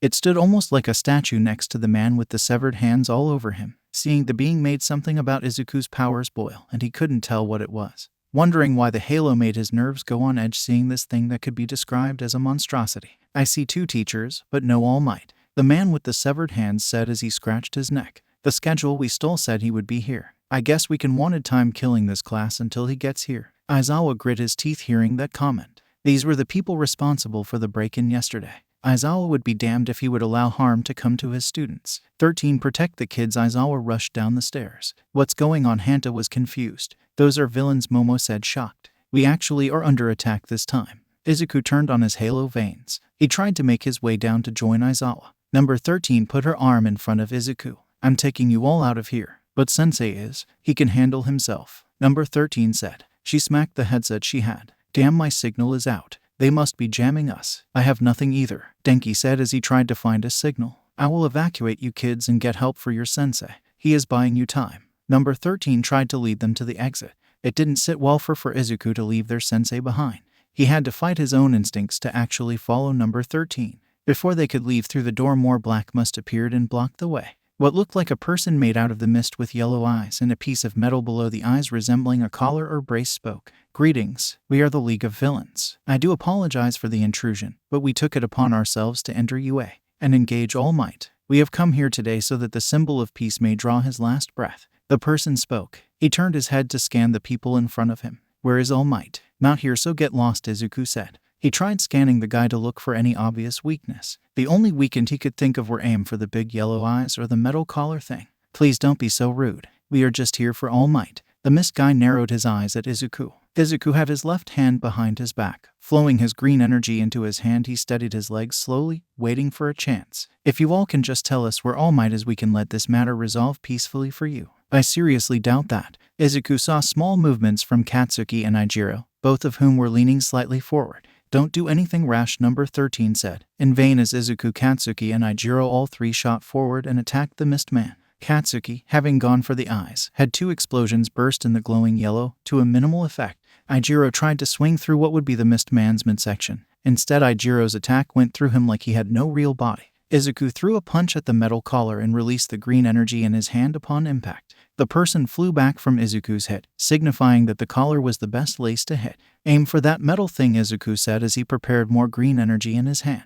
The mist person fixed himself. "Quite an excellent golden egg. Shame that I have no choice out to take you all to your graves." As he said that, a large amount of the black mist swirled around the students. "Watch out," Izuku said as he pushed Tenya away from the mist. The mist became multiple portals and soon a majority of the students vanished. "What did you do?" Number 13 was worried about the students' safety. All she had left in front of her were Minoru, Tenya, Mezu, and Hanta. "My orders were to separate the students and let the new recruits have their fun until All Might showed up," the mist man replied.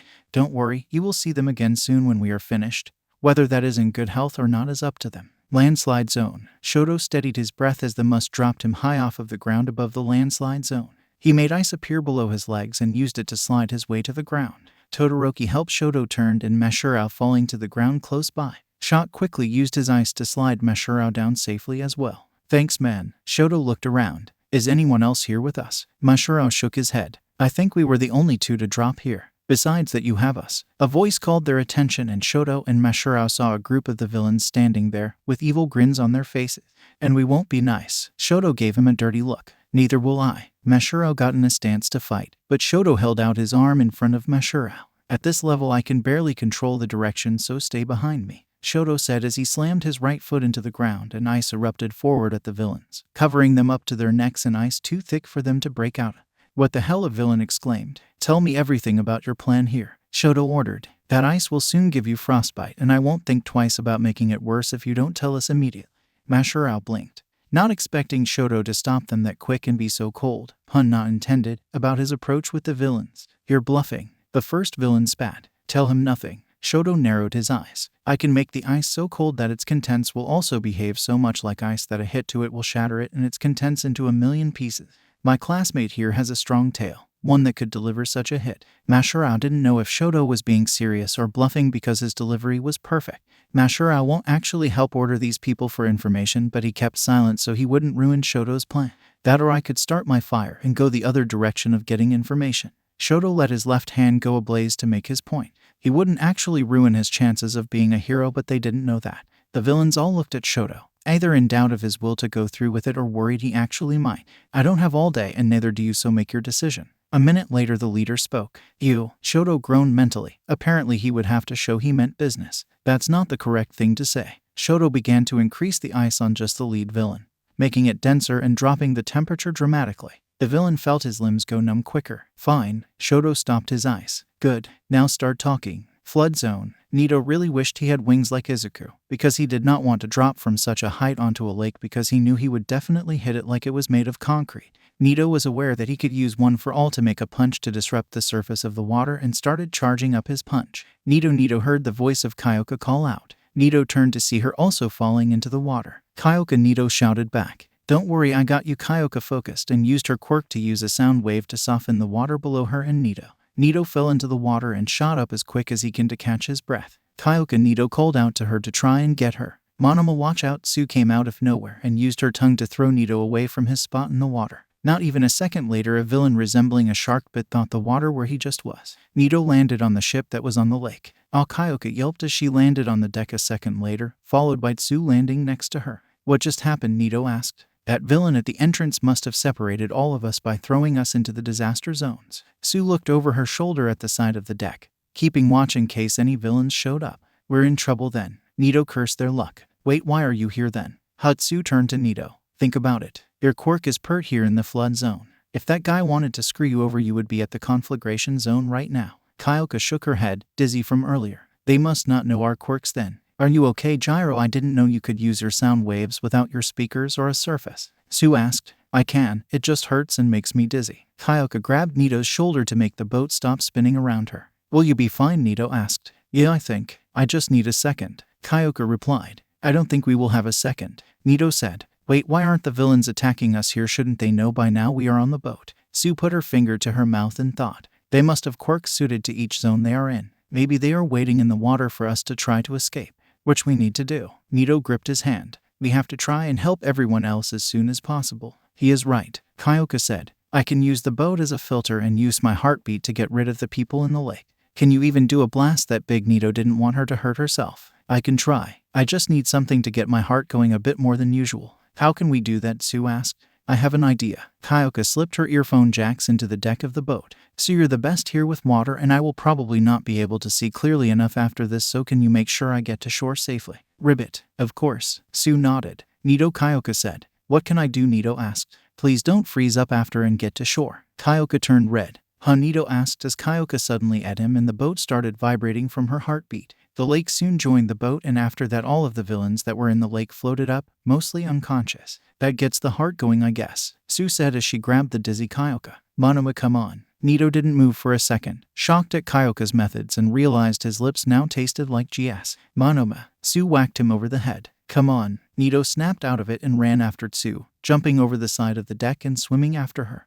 Halfway to shore, suddenly Nito felt something latch onto his leg and pull him under the water. Nito opened his eyes underwater to see that it was the shark villain from before. Where do you think you're going? The shark villain said. Nito didn't know how this guy was speaking clearly underwater or even how Nito could hear and understand him. Nito struggled as the villain pulled him lower and lower into the water, light disappearing almost as Nito was running out of oxygen. Quit struggling, brat. Just drown and get it over with, the villain said. Nito kicked the shark man's face, which helped Nito slip out of his grasp. Nito quickly started to swim up. Not getting away that easy, the shark man snarled as he swam forward. The shark man snapped his jaw down on Nito's midsection. Whatever little oxygen Nito had left had escaped his mouth as he cried out on pain as his side was ripped open from the bite. Nito was starting to fade out and decided not try one final attempt with One for All. Channeling the quirk without bracing his arm, he turned and threw the punch in the shark villain's direction. landing a hit between his eyes. The water exploded as the power of his punch got released. The shark villain got launched away from Nito as he shot upwards through the water. Nito was close to blacking out from lack of oxygen, and his now broken right arm wasn't helping anything. Nito's vision was blurry and his side started to feel cold as it poured out his. Nito felt something wrap around his before everything went to black. Downpour zone. Fumikage crashed into the roof of a building. Ugh. Fumikage groaned as stood up, covering his eyes to prevent the artificial rain from getting in them. Where am I? Dark shadow popped out. That Water City zone place. It's kinda dark here. Fumikage noticed how the place wasn't bright. He would have to use more effort to make sure Dark Shadow didn't lose control. How well can you handle yourself, Dark Shadow? Dark Shadow thought about it. I should be decent as long as we don't have too much stress. Fumikage nodded. He would have to watch out then. Did you see anyone else drop here perchance? Yea, that loud blonde one. Kaminari. We must find him. Dark Shadow pointed down to the street. He fell that way. We should tread carefully because more of those thugs might be here. Indeed. Lead the way. Fumikage followed Dark Shadow through the storming city. Ruined zone. Falling through the air was something Katsuki was not worried about. He could very easily use his explosions to guide himself around in the air. However, catching Yui and safely getting to the ground with one arm holding her did make things a tad more difficult. Regardless, he did it. Where are we? Yui said as they set foot on the ground. Looks like that shithole zone, Katsuki said as he looked around the area. They were on the roof of a building that had collapsed in on itself. Feet hitting the ground behind them made both Katsuki and Yui prepare to fight as they turned to the person. Guys, it's me, Ochako said so they wouldn't attack her. Hey Kirby. Katsuki lowered his guard somewhat. Did you see anyone else falling with us? Yeah, I saw Midoriya, Ochako said as she pointed towards the area behind her as she stepped closer to them. He must have crashed down over there. Katsuki narrowed his eyes. Ochako always called Glowstick by his first name, and Glowstick can summon his wings. No way in hell Glowstick would let himself smack into the ground. Katsuki flew forward, rocking an explosion in Ochako's face and grabbing her by the neck tightly. Katsuki, what are you doing? Yui exclaimed. Katsuki ignored her. Alright, who the are you? Ochako narrowed her eyes. What tipped you off? Kirby calls Izuku by his first name. She would have made sure he was alright if he crashed. And Izuku wouldn't have crashed. Katsuki said. Worthy is the real Kirby. Fake Ochako suddenly got surrounded by smoke. The smoke cleared out, revealing a guy with white hair and skin that was almost glass-like. Shame my plan didn't work. Oh well, I guess we can still kill you, just not as easy. Katsuki smashed a punch into the guy's nose. I said, worthy is Kirby. The guy smirked even though his nose was busted, a clear liquid pouring out that must have been his. Oh ho ho. There's like 20 of us. Trust me, I am not worried that badly about you breaking my nose. Yui stepped forward. Katsuki, make him eat this. She handed Katsuki a marble. Do you think you kids are going to do with a marble? The guy asked as Katsuki grinned and shoved the marble into the guy's mouth. If you thought Midoriya would have crashed, that means you don't know our quirks, Yui said. So let me explain mine. Anything I touch that is non-organic I can change the size of. As long as I have touched it within the last 5 minutes, I still have control on its size. I just handed him that marble he made you swallow. Do you see where I am going with this? Yui paused. Katsuki looked back at her surprised, not expecting the quiet girl to be so terrifying. Katsuki was also trying to ignore how he found her scary side hot as hell. The guy stared at the girl. You don't have the S to do it. Almost immediately he looked like he was in pain. I don't have the right now. You do. I can stop if you tell us where our friend is and you won't suffer immense pain. Yui didn't even blink or anything. The guy gulped, not liking the coldness that came from this unsuspecting girl. Make it stop. Where is she? Yui asked. The guy weakly moved his hand and pointed to a building near where they was trying to trick them before. That building. Yui stopped, increasing the size of the marble, shrinking it a little. Okay, let's go, Katsuki. Katsuki didn't question her. He punched the guy hard in the face and knocked him out before he caught up to Yui. Geez girl, how can you be so cold like that? That was something else. I do not like it when my friends are in danger, Yui said. I didn't plan on mortally wounding him. I could have if he didn't tell us, but luckily he did. That was badass though, Katsuki said as they neared the building quietly, hearing sounds of a scuffle inside. Let's save Kirby. Entrance. Number 13 prepared her quirk, not wasting any time to get the man who just teleported 16 of the kids under her care into danger. I am going to give you kids an opening. Someone needs to get outside and go for help. Number 13 said. We can get you out, Ada. You are the fastest. Hanta said. Tenya didn't like the idea of leaving his friends and classmates behind to go get help, but of the 4 students left, he was the fastest with his quirk. You shouldn't say your plan right in front of your enemy. Gives them the chance to fight it. The man of mist said. You won't get the chance. Number 13 activated her quirk, pointing her index finger with the black hole at the mist, sucking it in. Ah yes, your black hole quirk, the man said. You are quite the famous rescue hero. However, a portal opened in front of the man and another right behind number 13. You have no combat experience. Number 13's quirk went into the portal and she ended up ripping the back of her suit up and destroying her own back. Which means you didn't see the gaping hole in the logic of using your quirk against me. Number 13 collapsed forward onto the ground. The 4 boys were in shock at how quickly and effectively this villain just incapacitated their teacher. Now let's hope you 4 provide a bit more challenge. The man faced the students. Conflagration zone. Ijiro used his harden to smack into the ground, feeling no impact. Don't ever do that again. Toru groaned from his back, having grabbed him before they got teleported here. Is anyone else here? Ijiro asked. What's up guys? Mina slid towards them on her acid. Is it us 3 here? Looks like it. No, you have us, a villain announced as he threw a large fire at the 3. Ijiro pulled Toru out of the way and Mina jumped to the other side. Rats, I missed. I won't. Ijiro dove forward and swept the man's leg, knocking him over as Ijiro punched his face into the ground to knock the man out. That was nice, kid, but there are more of us. A voice made Ijiro see the 5 other villains. As Ijiro tried to stand back up, one of them grabbed him by the neck and lifted him off of the ground. Don't move, little girls, or I will snap his neck like a twig, the man said. Mina and Toru froze, not wanting to see anything bad happen to Ijiro. Ijiro realized this man has no idea what his quirk was. He could literally harden himself past the point of this man's strength. Ijiro smirked. What's funny, brat? The man asked. You have no idea what we are capable of, Ijiro said, hoping the girls realized what he meant. Ijiro started to harden. What? The man asked as he saw Ijiro's skin change. Ijiro swung a kick at the man's side that released him and rolled on the ground away from him. Jumping up to his feet, Ijiro blocked a punch from the man, revealing that his quirk extends his hands outwards. Mina sprayed acid on the man's arms as they retracted, his arms becoming useless to fight with. She didn't burn them off, just made him not a feeling for an hour. Nice one, Mina, Ijiro clapped as he swung and whacked the man over the head, knocking him out. Toru snuck up in another villain that wasn't aware of her presence. She chopped at his neck hard enough to stun him and Ijiro followed it up with an elbow to the gut. The man went down. How can you guys get beaten so easily by kids? Mina almost laughed at how effectively they were taking them down.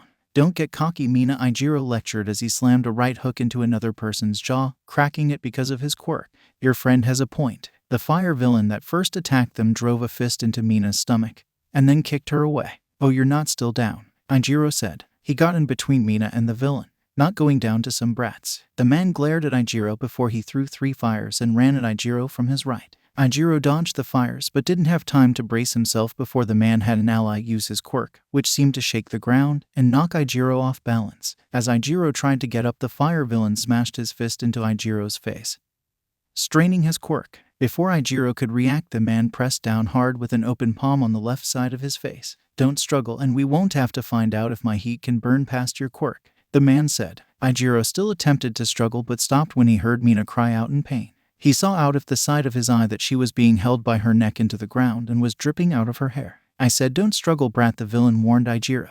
Ijiro didn't care. He would risk the burn if it meant to help Mina in that moment. Ijiro screamed as he forced his quirk to go farther and pushed against the man, who reacted by releasing a large stream of fire into Ijiro. Ijiro ignored the pain and kept increasing how hard he was, focusing on that to ignore the fire. Ijiro swung his arm, Ansel smacked the hand burning his face away and went up to headbutt the villain, knocking him away as Ijiro shot up. Ijiro kept his current state of hardening and launched himself at the villain holding Mina, swinging so hard he heard the villain's bones crack when hit his. Ijiro didn't stop with the one punch, knocking the man over and throwing 3 more at his jaw until the man went unconscious. Mina was shocked as she watched with blurred vision as Ijiro took flames to his face and kept going. Mina didn't know if Ijiro was aware of his status as he defended her. You little, the fire villain growled as he wiped from his destroyed nose. I'm going to turn you to ashes. Ijiro tanned back at the fire villain as he launched fires at Ijiro. Ignoring trying to dodge them at this point, Ijiro jumped through them and slammed a fist down on the villain's head,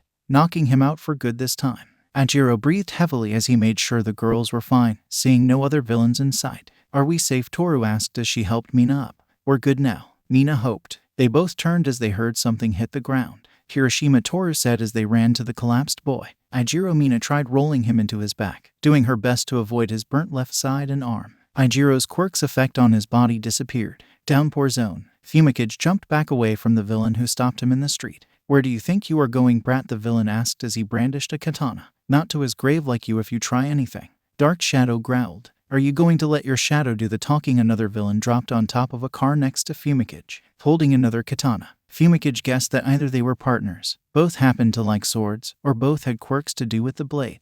He speaks for himself, Fumikage said as he prepared to fight. Takoyami moved. Denki screamed from behind him. Fumikage got pulled to the side by Dark Shadow as Denki, driving a semi, crashed into the car that the villain was standing on. The villain got launched into a wall, knocked out, while the first villain used the chance to rush up on Fumikage, actually flashing towards him as if teleporting. Fumikage ducked underneath the sword and kicked the villain away, jumping back to gain distance. Doesn't matter where you go, Brant. The villain blinked closer to Fumikage, Dark Shadow blocking a swing from the sword. I can swap my position with any object, including rain. The rain seemed to drop harder with that sentence. He could go all the way around Fumikage in flashes then, making this fight that much harder. Fumicage's instincts told him to move to his right, and as he did, the man flashed forward and stabbed the air where Fumikage just was, flashing away as Dark Shadow attempted to attack. I can get him. Denki prepared a shock. Fumikage moved away to avoid being hit as Denki shot the electricity at the villain. The villain flashed away. Being on top of the semi, Denki arrived, and now, you can't hit me that easily. Good thing I didn't think it would be easy then.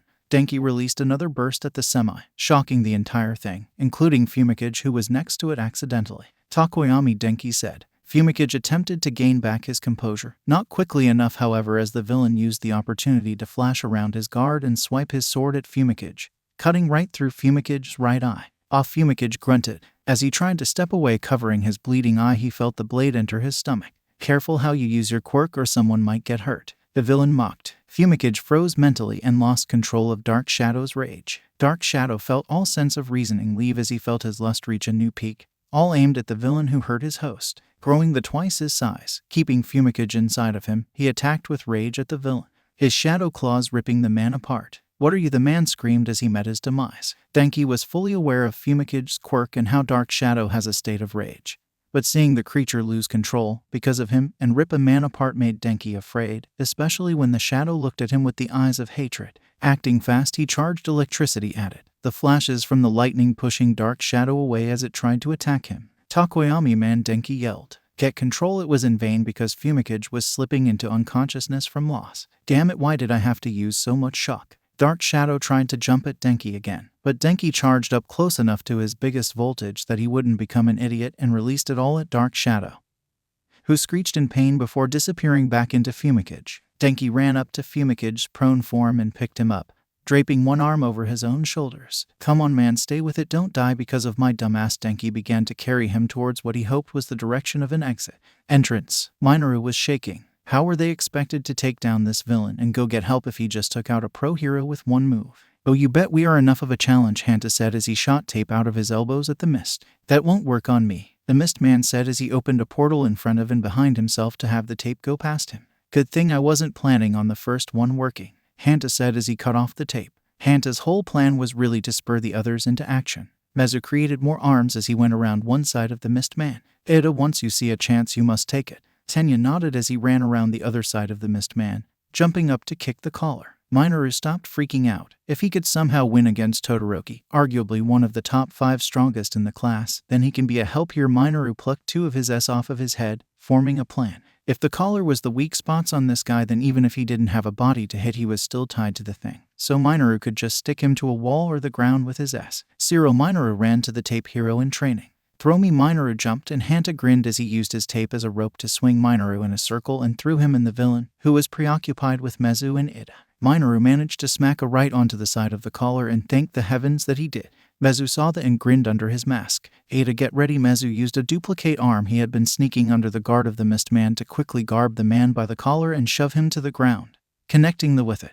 Ada saw this and started to the door. Pushing it open, he pushed his engines to their top gear and floored it back to the main building, hoping to find help on the way. Well, this just decreased our time limit. The mist man cursed as he uses a portal to cut the in half. He couldn't just go after that boy now. These 3 could leave in random directions and lead him on a wild goose chase. He had better go back to his leader and report the situation. That was interesting to say the least, he said to the 3 as he disappeared with a strand of tape Hanta tried to use to pull him back. Crap, man, he got away, Hanta said. We should go after him. He figured he went down to the central fountain in the plaza. We should stay here in case the others try to regroup here, Mezu said. Once help arrives, we can go after them. Ruined zone. Katsuki blew up the wall to the building. marking his entrance as he flew into the room, quickly taking down the 2 closest people to him. Scanning the room, he saw Ochako holding a defensive stance against a lizard-looking person while another person was stuck to the ceiling under the effects of her zero gravity. Kirby, Katsuki, Ochako said, relieved at the sight of help.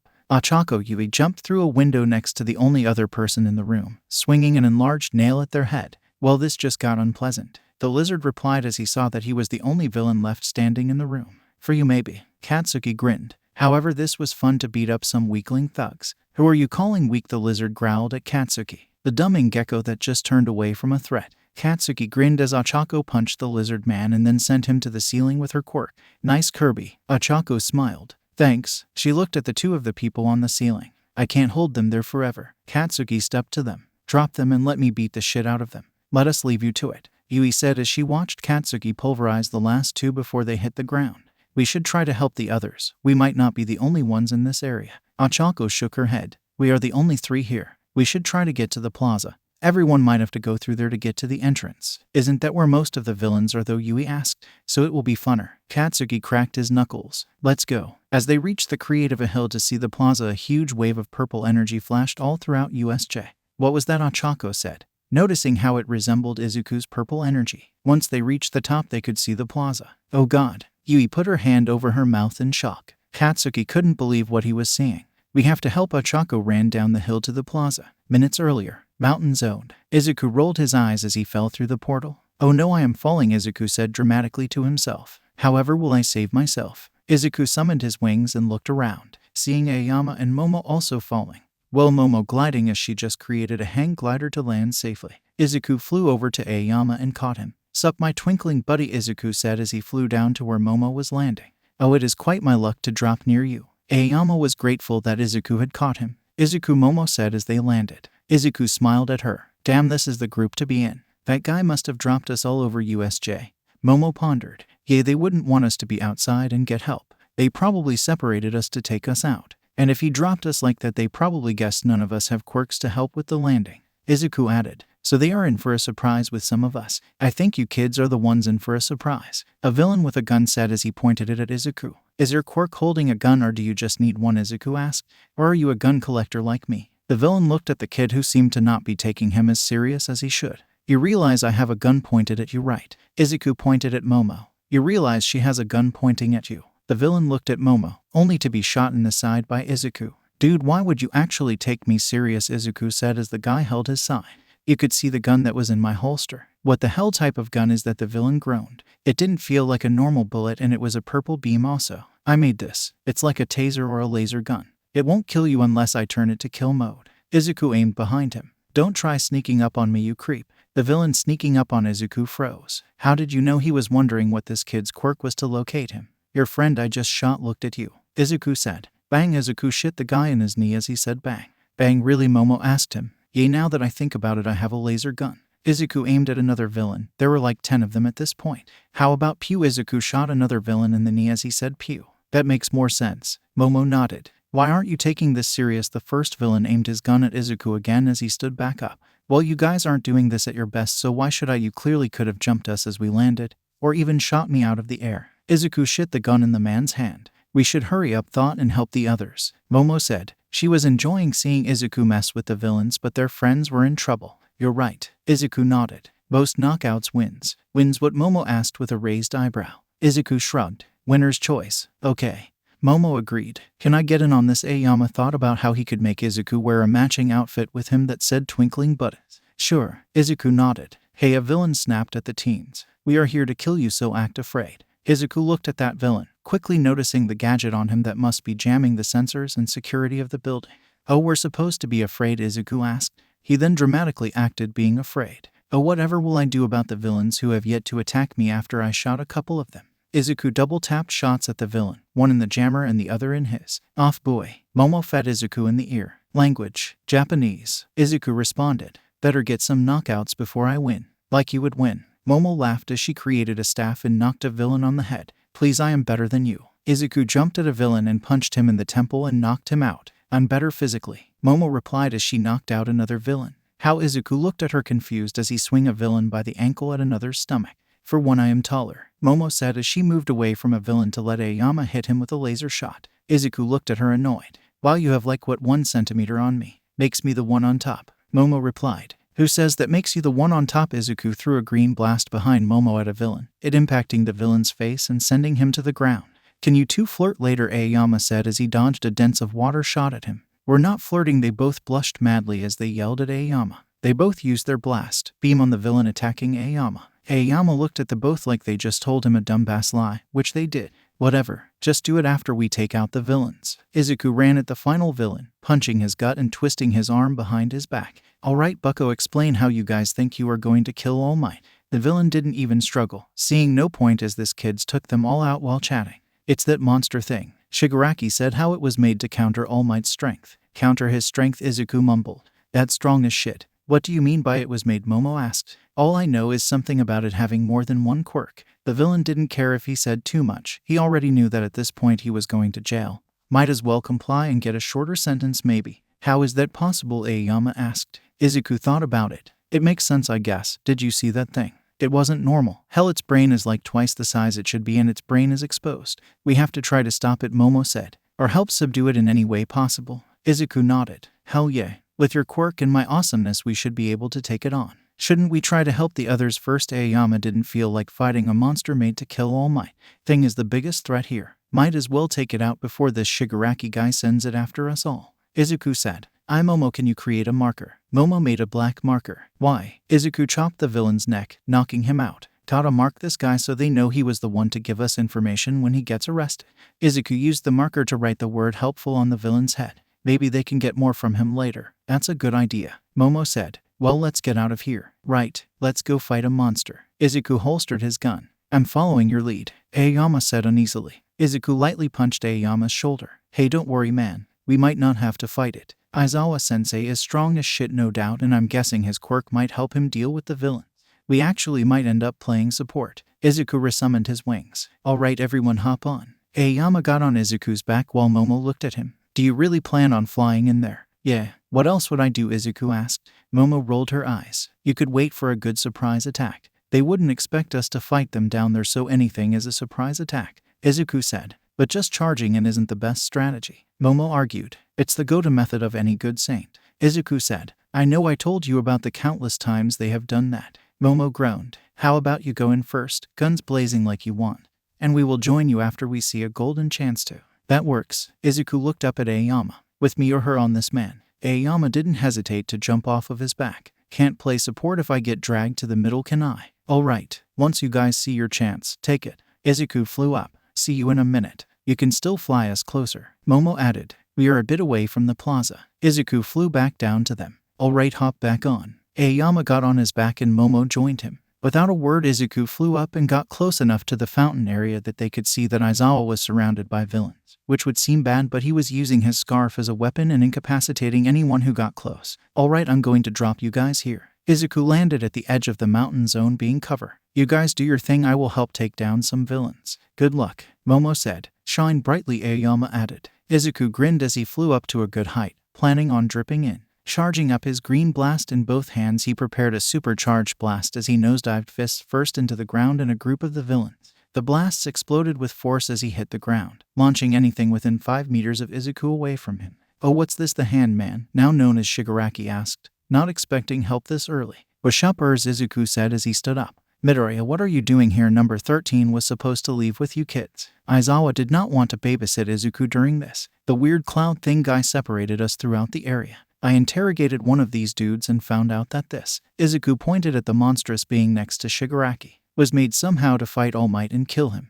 Thing somehow has multiple quirks too. Aizawa looked at the being. Multiple quirks. Well, there goes the big twist reveal. Hate it when a random grunt spoils in-game secrets. Shigaraki scratched his neck. Who are you calling a grunt? Izuku snapped at Shigaraki. I make that badass entrance and get labeled a grunt. Shigaraki scratched his neck again, really finding this kid loud and annoying. Someone shut him up. No problem. I'll crush him easily. A random villain grinned as he tried to jump at Izuku. Why announce that you are coming at me first? Izuku dodged him and swung his arm at the villains, bending the elbow the wrong direction and breaking it.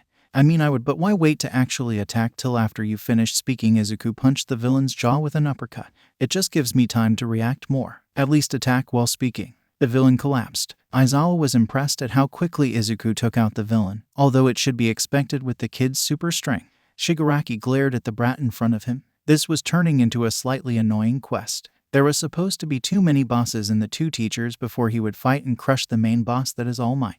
The students should be one-hit kill grunts that were just fodder to pace the level, not getting in the way. Namu, Shigaraki said to the monster next to him. Get rid of Eraserhead and then that brat. Eraserhead. Izuku got confused. He turned to see the monster. He now guessed its name was Namu. Moved so fast he was a blur towards Aizawa. Aizawa barely had time to react and dodge before the Namu smashed the ground where he just stood. Aizawa widened his eyes slightly. He was erasing whatever all quirks this thing had as it hit the ground, so that strength it just used was its regular strength. He should do his best to avoid getting hit by it. Oh shit, that is some strength, Izuku remarked as he knocked 2 villains' heads together, taking out the last of the regular thugs in the area. Guy should lay off of the masturbation for a minute. Aizawa's eye twitched as he heard what his student just said. Shigaraki glared at the kid. Little kids like you always make jokes, not understanding the situation they are in and how underleveled they are. Izuku channeled green blasts to his hands. I understand he is made to kill All Might, so that's pretty high up there. Izuku ran at Shigaraki, throwing multiple blasts at him. Shigaraki, with much more speed than Izuku figured an Hansi man would have, dodged all of his blasts and grabbed Izuku's arm. All with the Izuku punched Shigaraki away with his other arm. Getting distance, he saw his arm looking like the skin was cracking and falling off at a high speed where Shigaraki grabbed him. What is this, a death touch quirk? Close. My quirk makes anything I touch with all 5 fingers decay. Shigaraki went forward at Izuku again. Masturbation must suck then. Izuku jumped into the air and flew out of Shigaraki's reach. Shigaraki's eyes narrowed at the boy. He turned to see Namu trying to still get a hold on Aizawa, who was only dodging at this point as he wasn't able to get a chance to do anything else. Namu, get this brat down to the ground so I can hurt him myself. Izuku chuckled. How is he going to get me up here? Almost as shown as Izuku finished that the Namu jumped, cracking the ground as he did, and soared through the air at Izuku, grabbing him by the neck, slammed him into the ground. Izuku luckily didn't break anything because of his super strength. Midoriya Aizawa rushed to help his somehow mostly unharmed student. Thank you, Namu. Shigaraki went to grab Izuku. You see, Namu follows my order to the letter. I wanted you down here unharmed so I can do it myself, and he delivers. Shigaraki tried to grab Izuku's annoying face, but when he did, nothing happened. He turned to see Aizawa's hair floating above his head, which he figured to be the tell of him using his quirk to erase another person's quirk. Izuku bit Shigaraki's finger. Get your musty ass hands off of me. Before Shigaraki could do anything, a beam of light burned his shoulder. Crying out in shock, he turned to see 2 more students, a girl that barely had a hero suit and a blonde with knight's armor and a weird belt. Get away from him, Momo said as she prepared her own beam to follow up Ayama's. More brats turning up. Shigaraki scratched his neck fiercely. Namu, get rid of that teacher quickly than these brats. The Namu didn't hesitate to release Izuku and go after Aizawa with even more ferocity than before. Izuku kicked Shigaraki away and got back into the air. Should have been smart and got rid of the most mobile person. Izuku tossed 2 more green blasts at Shigaraki. Shigaraki dodged away from Izuku. He was really disliking this brat. Once Namu got rid of the teacher, it would be way easier to deal with these brats. Izuku heard a crack. Turning to the sound, he saw Namu holding his teacher by the arm, which was bent at a really bad angle. Aizawa-sensei. Izuku flew over as fast as he could.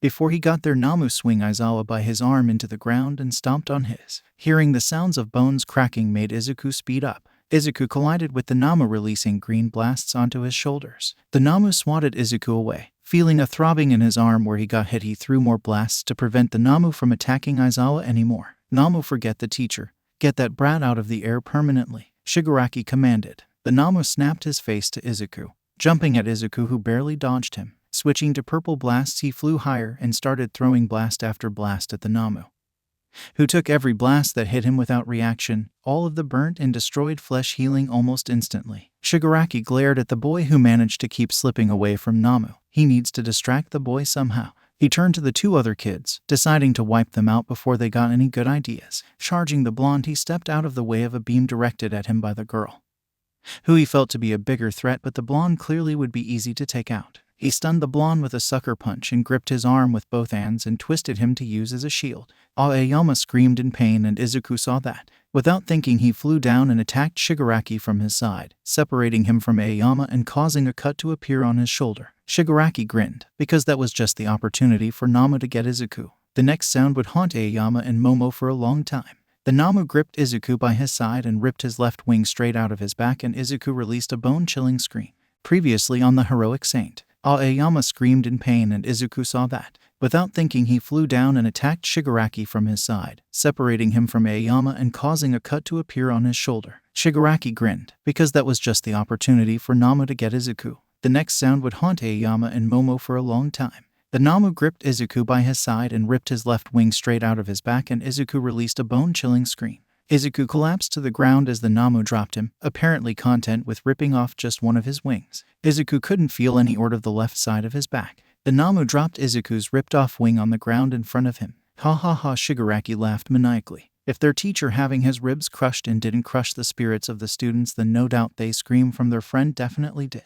This definitely helped him in the long run of crushing All Might. Momo stared in shock at the broken back of her friend, the pouring out from where his wing was just forcibly removed. Namu, Shigaraki decided, and Tio rubbed salt on the wound. Rip out the other one so it doesn't look as weird. If he moves a fire, that just kick him. Izuku heard those words and tried weakly to move away, annoyed to have the Namu steal on his back and pull out his right wing. Izuku let out a cry, losing his wings like this being the worst feeling he has ever felt. Izuku tried to get up, but the Namu followed orders and stomped on Izuku's back. Momo felt rage well up inside of her and side-channeled her cloak, olening and making Shigaraki pay for what just happened to Izuku. Shigaraki looked at the girl giving off hate towards him. Namu, this one still has some fight in her apparently. Get rid of it. The Namu stepped off of Izuku and looked at Momo, who glared back at the monster. Namu made to move towards her but got stopped as 3/4 of his body got covered in thick ice. Shoto looked at the scene in front of him with shock. Of all the things he pictured happening in the plaza when he got here, it was not seeing his teacher beaten half to death and his first friend bleeding and broken apart on the ground,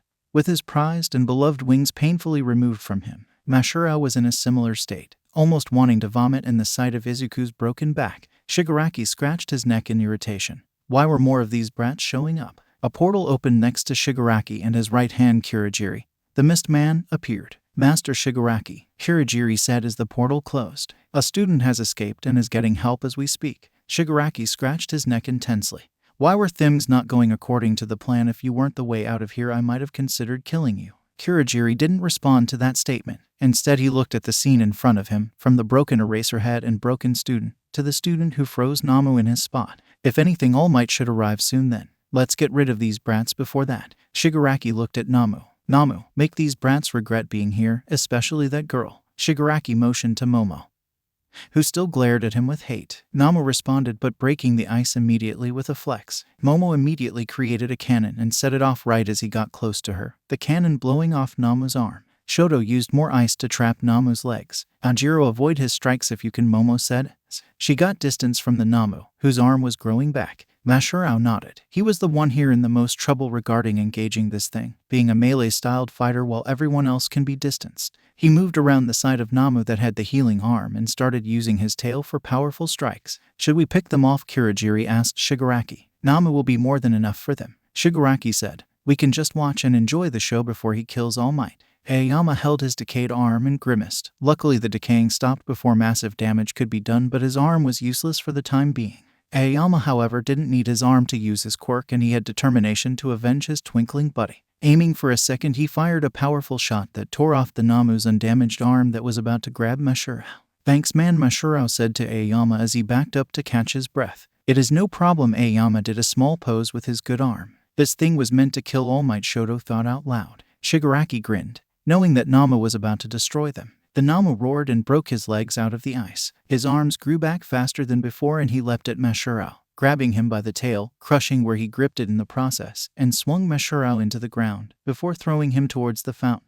Mashiro landed face up in the water, gasping as he couldn't get up anymore. Before Namu could attack anyone else again, Shoto sent a huge glacier at him, covering his body up to his chest in thick ice. Shoto sent a stream of fire into Namu's face. Oh, a quirk with two elements, Shigaraki remarked as he watched Shoto fight Namu. It appears so, although he doesn't seem to control his fire well enough to use it in a way that would override Namu's regeneration quirk, Kurogiri said. To prove Kurogiri's observation, Namu broke out of the ice. Ignoring the fire, he slammed a fist into Shoto's chest. Shoto flew backwards but used his ice to slide into a standing position, creating a walk in front of him to stop the Namu from continuing its assault. Momo used her energy beam to take shots at Namu, who ignored the burnt cuts into his skin from the attacks and still went after Shoto. Shit, Shoto cursed as the Namu broke through the ice wall and grabbed him by his left leg. Shoto set his leg on fire, increasing the intensity so as to escape. The flames burned his legs, but Shoto did get away. Shoto, get down, Momo yelled as she set off the 2 harpoon guns she had created,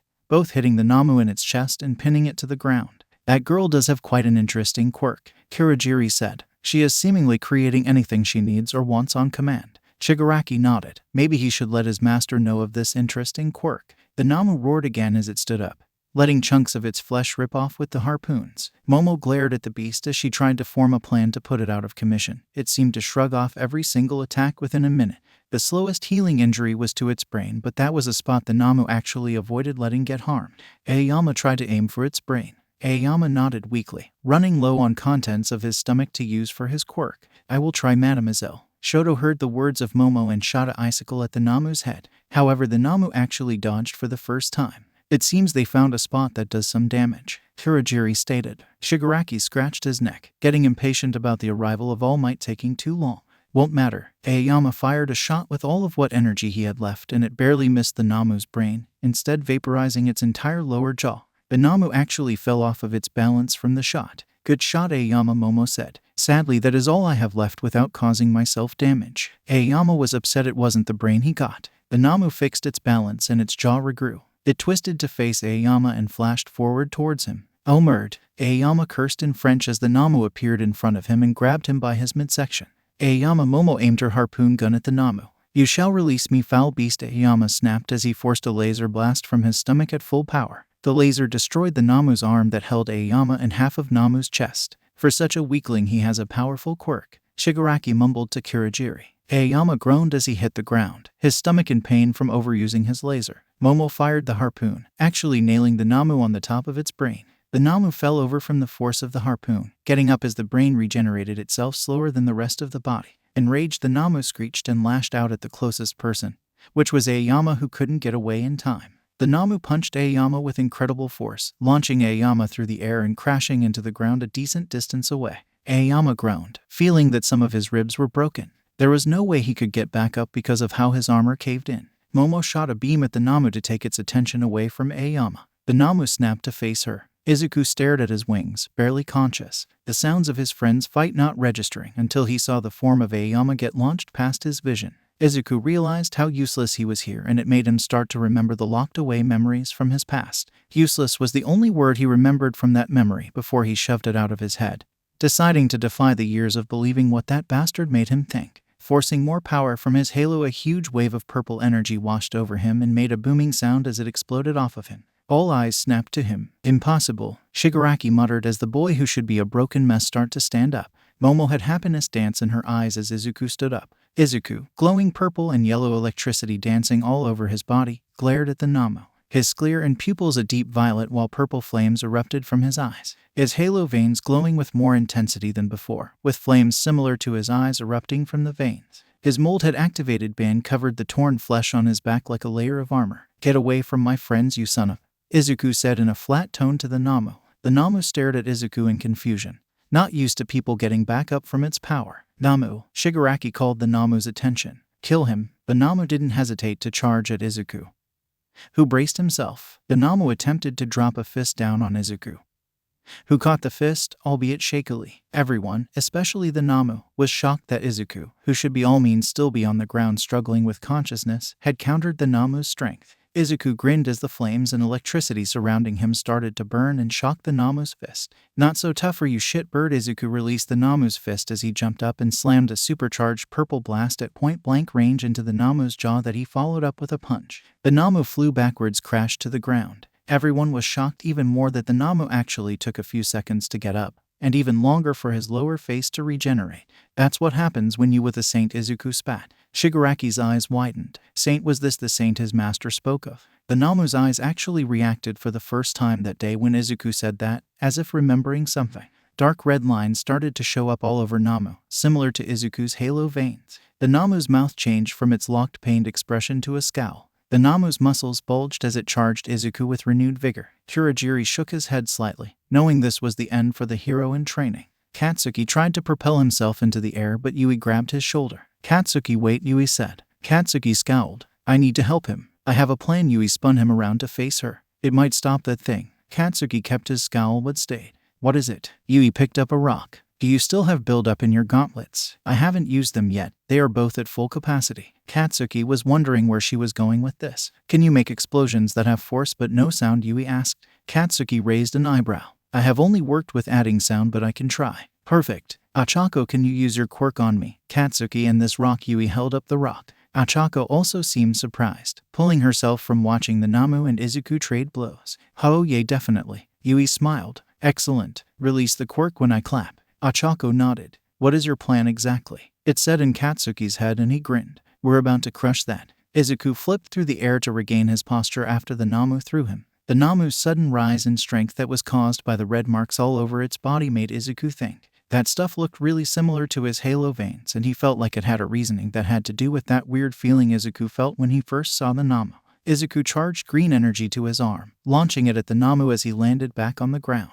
The Namu's arm dislocated from the blast, but it popped back into place a second later. Can't you just staying injured? Izuku asked. Izuku, its brain doesn't heal as fast as everything else, Momo said as she moved next to him. I have a feeling that if we can destroy its entire brain, then it is done for. Momo felt the electricity all over Izuku from her position next to him. Unlike the Namu, it didn't harm her. It actually felt nice when the occasional spark would hit her. Got it. Izuku started to form a new plan. How are all of your abilities active at the same time? Momo asked. Izuku shook his head. No clue. Maybe I have a new ability where I can activate everything at once. Does it feel like it might run out? Momo didn't want Izuku to push himself and lose whatever this new type of ability was, because she felt like it was the only reason he was able to be up and moving. Beats me. I feel great. Izuku lied. He could still feel all of his pain and fatigue, but the adrenaline from his abilities, the mold covering his wounds, and the electricity all over him worked as a huge energy boost that let him keep fighting. Even his healing ability was increased as it was attempting to patch up his midsection and the torn flesh on his back. Momo looked at him, feeling like he was lying for her sake. Shoto sent out a glacier at the Namu, making the ice sharper as he tried to cut its legs off. I can try to immobilize it while you two try to kill the damn thing. Shigaraki scowled. These three kids were definitely annoying. Should we intervene? Kurogiri asked. They seem formidable enough for Namu at the moment. Namu, get rid of the ice one first, Shigaraki commanded. The Namu swapped its gaze from Izuku to Shoto, who cursed at the new attention. The Namu jumped at him too quickly for him to react. Namu grabbed Shoto by his burned leg and swung him into the ground, cracking it beneath the ice Shoto made slide away. Shoto cursed again as his ankle was definitely broken from that. No way he could move fast enough now. Izuku tackled the Namu away from Shoto before it could crush him. Izuku punched the Namu's jaw loose and the Namu brought down a fist on Izuku's back, shattering through his mold and causing Izuku to yelp. The Namu then punched Izuku off of itself before dodging a beam shot from Momo. Izuku, are you okay? Momo asked as she saw him struggle for a second as height got back up, his powers all faltering for that 1 second. Izuku wiped the from his nose. I can do this all day. Izuku noticed movement in the side of his eye and looked up to see Yui and Katsuki far above them. What the hell? Izuku mumbled. So are you ready? Yui asked Katsuki, who had successfully used small silent explosions to propel them above where the Namu was. Katsuki nodded and twisted his body to face the ceiling, having one arm moved around Yui so she was above him and wouldn't be in the way of his explosions. Just give me the word to start this. Once it happens, you might want to hold tight. Yui nodded. The impact will make us lose our senses unless you get us away at the last second. You focus on making a meteor, and I will focus on that. Okay, Princess? Katsuki asked. Yui didn't respond to him, instead clapping her hands over the rock that was now below Katsuki to let Achako know to release their gravity. Izuku watched as Yui and Katsuki started to fall down, right where the Namu was. He saw as a large rock appeared that kept getting bigger and bigger as they fell. Izuku realized what they planned and had to make sure it worked. He quickly shot out large tendrils of his mold from both hands, latched them onto the Namu. Momo, Izuku said as he kept focus on holding the Namu. Make sure Shoto is out of the way. Izuku motioned up. Momo saw that Shoto had already moved himself away, seeing what their friends were doing. Kurogiri, Shigaraki said. On it, Kurogiri started to open a portal that would send the makeshift meteor at the students instead of Namu. Before he could properly open it, Momo shot a high-powered beam that burned a hole through the side of his collar. I don't think so, Momo said as she prepared another beam. Here goes, Katsuki announced as he pulled the pins on both of his gauntlets. The ensuing large explosions made the now house-sized rock drop even faster. Izuku held his mold until the last second, not letting the Namu get the chance to move away. A mere second before the massive rock would crush the Namu, Izuku let go of the mold. The ground shook from the impact that Katsuki and Yui barely avoided as Katsuki propelled them away. Oh, he has to be dead now. Izuku huffed. Oh shit, Katsuki groaned as he rolled his shoulders upon standing up. That hurt my arms to do. Yui stood next to him shakily, under the effects of using her quirk too hard. It worked. Good job, princess, Katsuki praised, using one arm to keep Yui balanced. The ground shook again as the rock cracked opened, revealing the Namu that just destroyed its way out. Oh, you got to be shitting me, Izuku groaned. Justing die already. Telling someone to die, Shigaraki said in mock surprise. That is not very heroic of you. Damn right, I'm a saint, not a hero. Izuku flipped Shigaraki off. The pupils of the Namu shrank in size and it screeched at the word saint.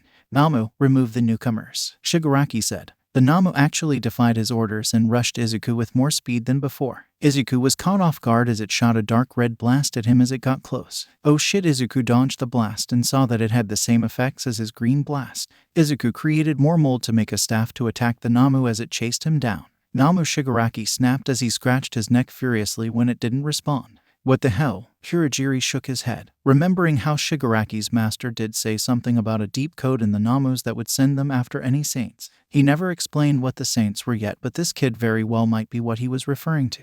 Yo, back off, Izuku shouted as he changed his mold into a base bat that he swung and broke the jaw of the Namu. The Namu screeched in response and shot a red blast that hit Izuku's stomach and launched him into the ground. Help, Izuku, Momo shouted to the other students who were shocked with the ferocity the Namu now had for Izuku all of a sudden. Momo created a high-powered beam that took off the Namu's arm that it was about to attack Izuku with, giving Izuku time to get back up. Dai, Katsuki shouted as he launched himself through end air to start unleashing explosions on the Namu. Shoto sent out ice with his good leg to stop the Namu from getting closer to Izuku. Yui picked up Izuku's discarded gun from the ground and started to use it on the Namu.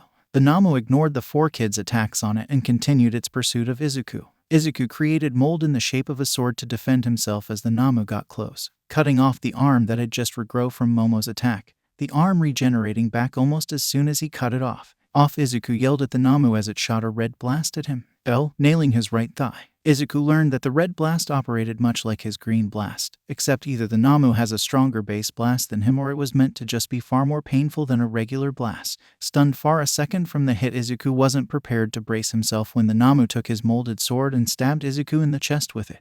Izuku grunted, slightly relieved it didn't hit his heart. Izuku Shoto created more ice, ignoring the drip to his own temperature he was suffering. The Namu then grabbed Izuku by the top of his head and slammed his head into the ground before firing a red blat into the side of his face. Glowstick, Katsuki shouted as he blew more intense explosions into the body of the Namu that just shrugged off every attack they gave it. A loud crash erupted as everyone could see that the entrance doors to USJ have been busted open. The Namu screeched again and slammed both of its fists down on Izuku, the sounds of his bones cracking following. All Might didn't even say anything as he entered USJ, too enraged to speak coherently. He saw some of the students, some harmed or unconscious, being tended to by students not in any medical danger. Number 13's suit had been completely shredded in the back and the teacher wasn't moving. The boy Ijiro had intense burns covering his upper left chest, his left arm and his neck and the left side of his face. The worst punch to All Might was seeing the torn open chest of his prodigy Nito and his shattered arm. Where are the others? All Might managed to say through his rage. Mezu pointed to the plaza down the steps. I believe they all went through the plaza to come here and got sidetracked. All Might nodded. The rest of the teachers are on their way. Protect your friends and I will save the others. Without another word, All Might shot down to the plaza, but stopped almost immediately as he saw the scene in front of him. What could be described as a monster had just brought down its fists on Izuku while the other students struggled in vain to stop it. When the fists were raised off of Izuku, he could see multiple bruises, a rib actually poking out, and burning red energy on the left side of Izuku's face. All Might noticed what he recognized as Izuku's wings lying over by the Ayama boy, who was also in a dire state. Worst of all, he couldn't see the slightest bit of movement from Izuku. All Might knew about the oath and legacy Izuku had taken up. While he didn't agree with some of the things the boy's ancestors did, they were good people and heroes like him at the end of the day. It crushed All Might to know that the boy wouldn't be able to carry that legacy because it appeared like he wasn't alive anymore, which meant All Might failed as a teacher and hero. He was supposed to be here with the class today, but because he was reckless with his use of One for All and his time limit, the students had to suffer through this event that even adults shouldn't have to bear. Shigaraki was the first to notice All Might. Clapping, Shigaraki spoke. Finally, the big boss battle Namu kill All Might. The Namu went back to following orders again, but not before swinging his arm around and hitting Katsuki off of him into the ground. All Might gripped his hands tightly. I have no idea why you would harm these innocent children to get to me. However, I will make sure it doesn't happen anymore. All Might charged the Namu and met it blow for blow. All Might, Shoto yelled. It has multiple quirks. It can heal fast as shit and regenerate lost limbs. Katsuki coughed as he stood up. All Might nodded as he used a Detroit smash to shatter the bones in the Namu's chest. Momo couldn't take her eyes off of the unmoving Izuku, his broken form seemingly mocking her about not being quick enough or strong enough to save him from his current state. Tears started to fall down her face. Yaoyorozu. Yui shook Momo's shoulder. We need to get who we can and leave. Momo didn't move still. As much as I don't like it, the others are still. Katsuki got cut off. Don't say it, Momo snapped. She didn't want to hear the words that they all were thinking. It was clear from his state that Izuku had passed on, but she couldn't accept it. Yaoyorozu. Shoto limped over. The others need us too. Momo started sobbing harder. Katsuki looked away so he could stop the tears welling up in his eyes about the situation. Just give her a minute. He choked. He hated that despite him trying his best, he couldn't stop that damn thing from crushing in Izuku's chest. Yui nodded and pulled Katsuki so they could go get Meshuro's unconscious body from the fountain. Shoto decided to leave Momo and go get Ayama, seeing Ochako appear near Ayama as well to help. Shigaraki looked over at the crying Momo and started laughing. Is this the first time you had to see someone die? Shut up. Momo grit her teeth, feeling hate for the man that caused all of this. It sucks the first time, but soon. I said shut up, Momo snapped as she turned to the man, her eyes having red sparks shoot off of them. Momo's cloak turned on as she shot towards Shigaraki and hit him with strength. Shigaraki wasn't prepared for as his arm broke and he flew backwards. No one noticed the sudden purple glow around Izuku's body. Shigaraki held his broken and arm glared at the enraged girl in front of him. Namu, Shigaraki said to get Namu's attention momentarily so it could see the girl attacking him. The Namu quickly launched a blast into All Might's stomach, paralyzing him long enough for the Namu to get away and launch an assault on Momo. Momo was ready, quickly creating a smoke bomb to mask her movements. The Namu thrashed around in the smoke to clear it up. When the smoke cleared, Momo had created an anti-tank rifle. She didn't hesitate to fire, ripping massive holes in the body of the Namu. Kurogiri, get her, Shigaraki snapped, pissed off at this girl. Before Kurogiri could react, Katsuki appeared behind him, blasting an explosive into the collar on Kurogiri and taking him to the ground, pinning him. Not today, face, Katsuki shouted. The Namus roared at Momo, sending a red blast that she shot out of the air with a beam, the look of hate for the Namu and Shigaraki never leaving her face. Shigaraki scratched his neck hard, getting pissed how this girl and that other brat who called himself a saint kept derailing or otherwise throwing wrenches into his plans. All Might jumped back into action, using a Detroit smash to knock Namu to the ground. Its brain is the weak spot, Katsuki stayed as he kept a tight grip on Kurogiri. Normally All Might was against violence and murder, but he wasn't too dumb as to not know by now that this Namu thing was a monster made to kill him. Having multiple quirks, it was obviously from his old nemesis, although the blast that was too similar to Izuku's was a huge question. All Might won't hesitate to end this creature before it brings further harm to his students. The Namu screeched at All Might, throwing two blasts at him that paralyzed him worse than the previous time. The Namu attempted to attack All Might, but a blast went off and it had a hole in its chest. Momo dropped the RPG she had just used, huffing from how much she had created today. She didn't care about her limits, however, only wanting to punish them for what they did to Izuku. The villains who have been around the area started to wake up, seeing their main target and All Might standing among them. The villains grinned. It was a good fight, All Might. Shigaraki spat. However, now you and your precious students will die. Denki finally got to the top of the stairs with the unconscious Fumikage. Denki Hanta shouted as he rushed over to his best friend. What happened to Takoyami? Denki made a grin face. I ate up, man, please tell me he will be fine. A voice spoke from the broken entrance. Everything will be fine now. The conscious students turned to see what looked like the entire staff of UA, along with tenure arriving to save them. Nezu spoke again. We are here to help. Namu, kill the girl first. Let everyone else have fun with All Might, Shigaraki said. Namu obliged and rushed Momo, who ducked under his swing and shot two beams into its arm to cut off the limb. Momo used all of her available power from her star and punched the Namu in its side. The Namu's side exploded into bits that quickly grew back. The Namu screeched again as it began to hectically throw red blasts at Momo, stopping when one finally nailed her leg, stunning her so Namu could attack her. Namu punched her chest, cracking her cloak, before he grabbed her and slammed her into the ground, which shattered her cloak completely. Namu stomped on her chest and roared as it finally defeated the girl. All Might scowled as he charged the Namu, ignoring all of the villains who were attempting to surround him. He punched the Namu hard enough to launch it away from Momo and he followed it through the air to not let up. It seems you can't save any of your students, All Might, Shigaraki taunted. So much for being number one, unseen by everyone. As they were busy watching All Might and Namu fight, Izuku struggled into a sitting position. Izuku had channeled his mold into multiple layers in his chest to stop the Namu from crushing all of his organs earlier, costing him a couple minutes of blacking out. Izuku's chest and a majority of his body were screaming at him to stop moving, but he continued to crawl his way out of the hole in the ground Namu had caused earlier. Izuku had to help his friends no matter what. Izuku felt his heart stop when he saw a couple feet away from his crack in the ground was Momo, not moving much like he was earlier. Izuku rushed out of the crater into her, gently grabbing her arm to check for a pulse, not realizing how his nerves in his arms were too fried to let him know. Not being able to feel a pulse and not seeing her move made Izuku realize she might have been killed. Killed because he was too weak to actually defeat the Namu on his own. Izuku felt the words return to him. Useless, worthless, a waste of space. Something inside of Izuku snapped. Snipe if you could kindly, Nezu said to the staff member of UA. No problemo. Snipe prepared to start shooting rounds to incapacitate the villains in USJ. Before he could shout a loud boom and a wave of purple on the verge of black energy shook the building. What was that? Midnight looked down at the plaza where it came from. Midori Itsuyu asked as everyone's gaze went to the center of the energy. Everyone in the plaza stopped and looked at Izuku. The dark purple energy rolling off of him was unlike anything they had ever felt. The pure hatred and malice that it gave off was enough to make grown men shake in fear. All of Izuku's wounds suddenly started healing almost as quick as the Namu's had earlier. His halo veins all bulging with only the dark purple energy, replacing even the green halo veins. Who hurt her? Izuku said in a low tone, barely masking the murderous edge to it. No one spoke, out of confusion for how this broken kid was fixing himself from wounds that would kill a normal person, and out of fear for getting his attention at the moment.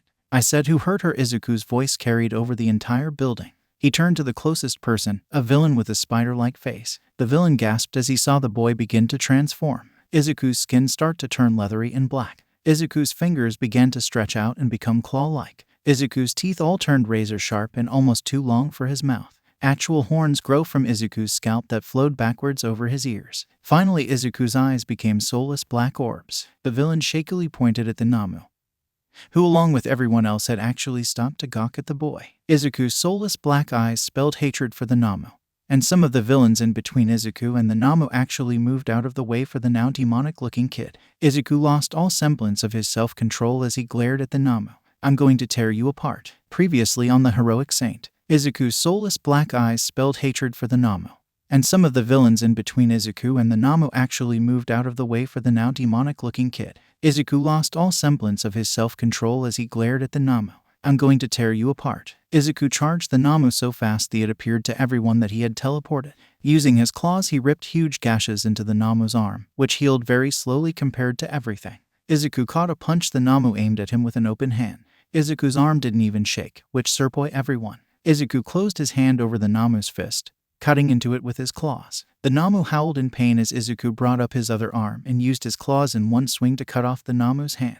The Namu fired off a red blast, but Izuku smacked it away from himself. Rarg! Izuku screamed as he began to unleash more attacks on the Namu, each attack leaving large gashes in its body. All Might didn't know what to do. Seeing the student he thought had died getting up at him turning into whatever he was now was at the bottom of things he thought would happen. All Might didn't need to worry about other villains because it seemed like everyone had frozen their spot to watch the boy overpower the Namu. The Namu threw its fist at Izuku to stop the boy from jumping at him through the air, but Izuku reacting by using his claws to cut into the fist and slide down the Namu's arm, leaving even more gashes as he went. Izuku released his claws from the Namu's arm and began to tear them into the Namu's chest with a flurry of slashes. The wounds the Namu were taking were barely healing at all compared to earlier, seemingly slowing down the more Izuku cut into the Namu.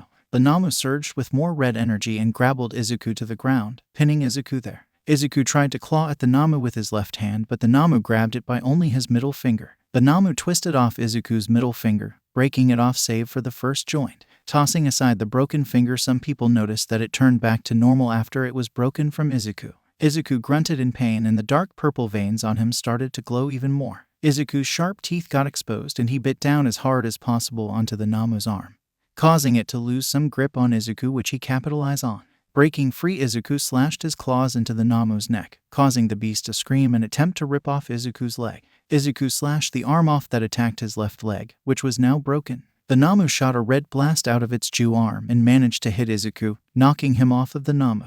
Not feeling paralyzed, Izuku jumped back at the Namu with his good leg and began hacking at the Namu's midsection even harder. The Namu's regeneration ability had all but completely stooped at this point, leaving the Namu a huge mess of broken flesh and missing an arm. The Namu charged up as much of its red blast as it possibly could and fired straight at Izuku. who dodged it for the most part, the edge of the blast hitting left side of his face. Izuku's face was glowing red where it hit him and his eye was shut. Shouting, Izuku jumped at the Namu. Izuku used his claws to climb up the Namu and he began to stab his claws into the Namu's brain, hacking at it with intensity. The Namu's movement slowed before it just stopped completely, having finally been killed. The Namu's body toppled over with Izuku landing on his one good leg. Izuku stared at his kill before he looked up and roared almost like a beast over his kill. A second later he fell forward onto his knees and hands, all of the traces of his demonic appearance disappearing as he vomited up a black tar-like substance and fell forward into it, looking dead to the world. A fog of purple energy surrounding him. "Kurogiri, get me out of here," Shigaraki said. His plan was a complete bust because of this kid. Right, Kurogiri made a portal that they both escaped through, leaving the scene and the villains they hired. What the? Katsuki barely spoke. He had just watched his friend become a demon and completely demolish the Namu that everyone struggled with before. Nezu shook himself from his frozen spot. "Make sure the kids are safe." A villain tried to get near Izuku's body before he started feeling sick. His arm, being the closest thing to Izuku and being in the purple fog, had began to get dark purple-looking burns all over it. The villain screamed and backed up. All Might looked at the scene with curiosity. Was the powers Izuku had malfunctioning and leaking out around him like radiation? Was it a defensive mist? Before any more villains could move, multiple shots rang out as Snipe used his quirk to guide bullets through one knee on every villain. Katsuki attempted to go get Izuku before All Might stepped in his path. "Young Bakugo, I ask that you stay away from Midoriya," All Might said, noticing the scowl Katsuki gave at that order. Whatever just happened to him has a possibility of leaking out, it seems. Katsuki's scowl got worse. "I don't care." Before Katsuki could move around All Might, he got picked up by All Might by the back of his shirt. "Bakugo," All Might warned. "I will personally make sure he is fine. Go make sure everyone else is okay." Katsuki glared at All Might before he walked away, muttering curses. Midnight, Vlad King and Snipe were all in the plaza, rounding up the villains, almost all of the villains not putting up a fight.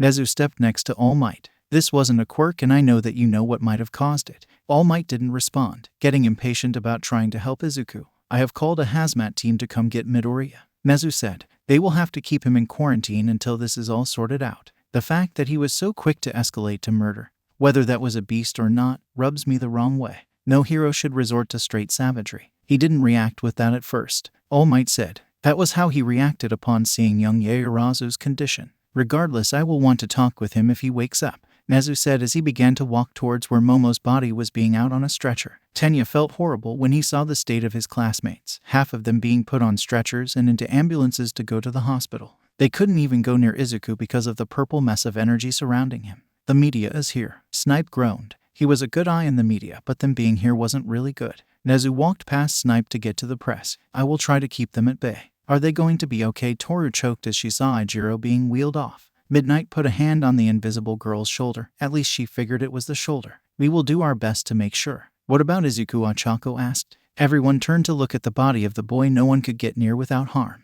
"We have already called for help with his situation," Vlad King said as he walked past them with a group of tied-up villains. He whispered to Midnight, "We need to get the students out of here. Seeing their classmates like this isn't good." Midnight nodded. "Come on, kiddies. I will escort you to your dorms." Katsuki shook his head. "No, excuse me," Midnight asked, not used to people giving her lip. "I am not leaving here until I know everyone is safe," Katsuki declared. Most of the other students all nodded to show how they would now do the same.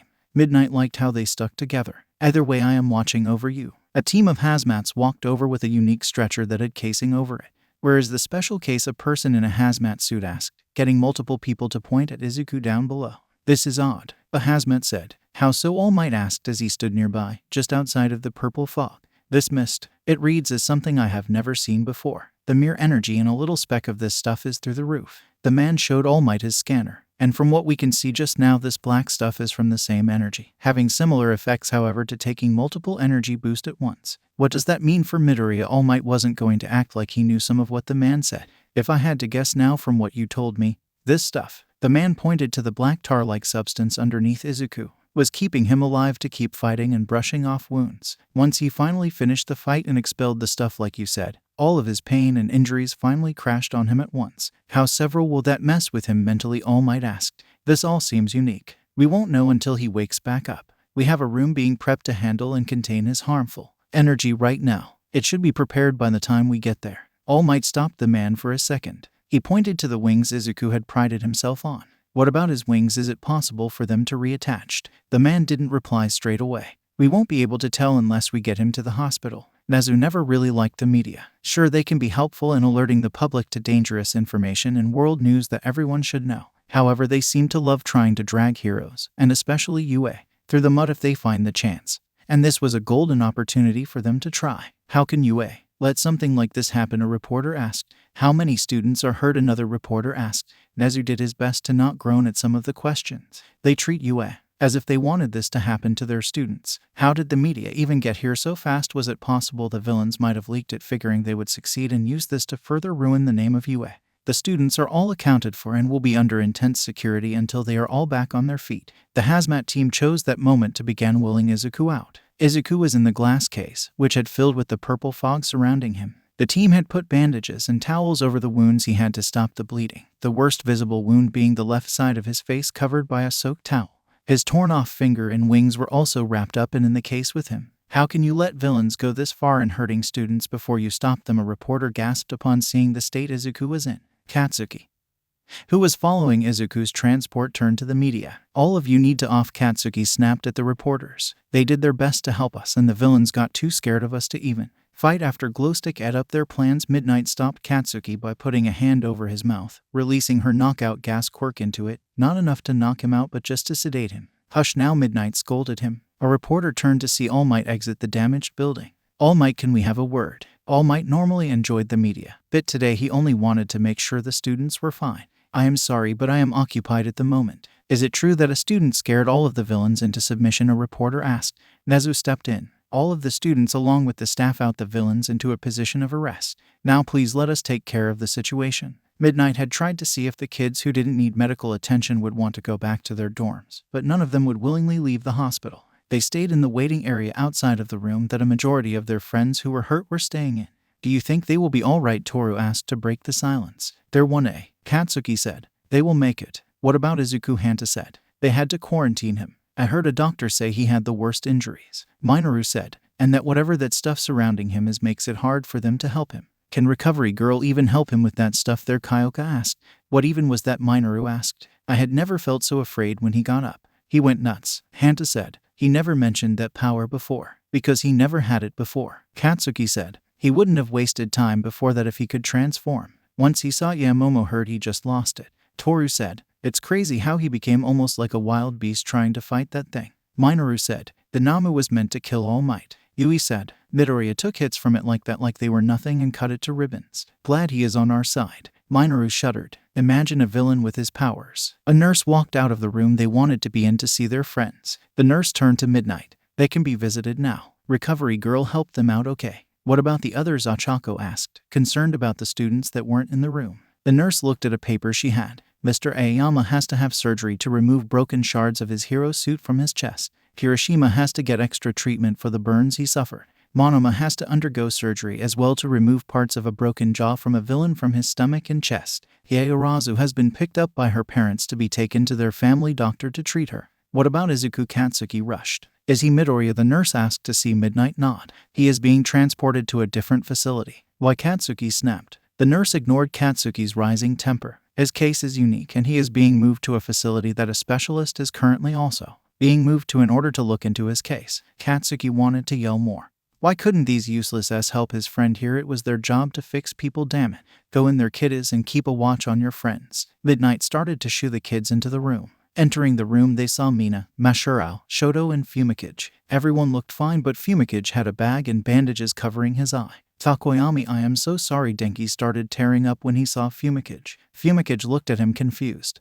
Aren't I the one who owes you an apology? I lost control of Dark Shadow. That wouldn't have happened if it wasn't for me, Denki said. I shouldn't have used my electricity like that. Fumikage stood up, and quickly Tenya and Hanta went to his sides to support him. Kaminari, I would have lost control of Dark Shadow in that zone a minute after that anyways. If it wasn't for you, I would have rampaged and caused more harm than to just the one villain. I owe you. Denki had more tears. But what about your eye? Fumikage put one of his hands to the bandage covering the useless eye. This is a reminder to me about how far I still need to go to be a proper hero. Dark Shadow had told me he can replace it, but I will leave it like this till I can have better control. Denki shook his head. It wouldn't have happened if it wasn't for me being an idiot. Fumikage didn't like what he was about to do. He hugged Denki. I don't blame you. It wasn't your fault, Kaminari. When Denki heard that, he started to cry harder, feeling sea of the guilt leave. Toru looked at Mashuro's propped up and bandaged tail. How bad is it? Mashuro moved his tail slightly. It's stiff. They said I should have full recovery by Monday. I just can't use it too much. My arm and ribs are fine too. How about you, Ashido? Tenya asked. Mina smiled.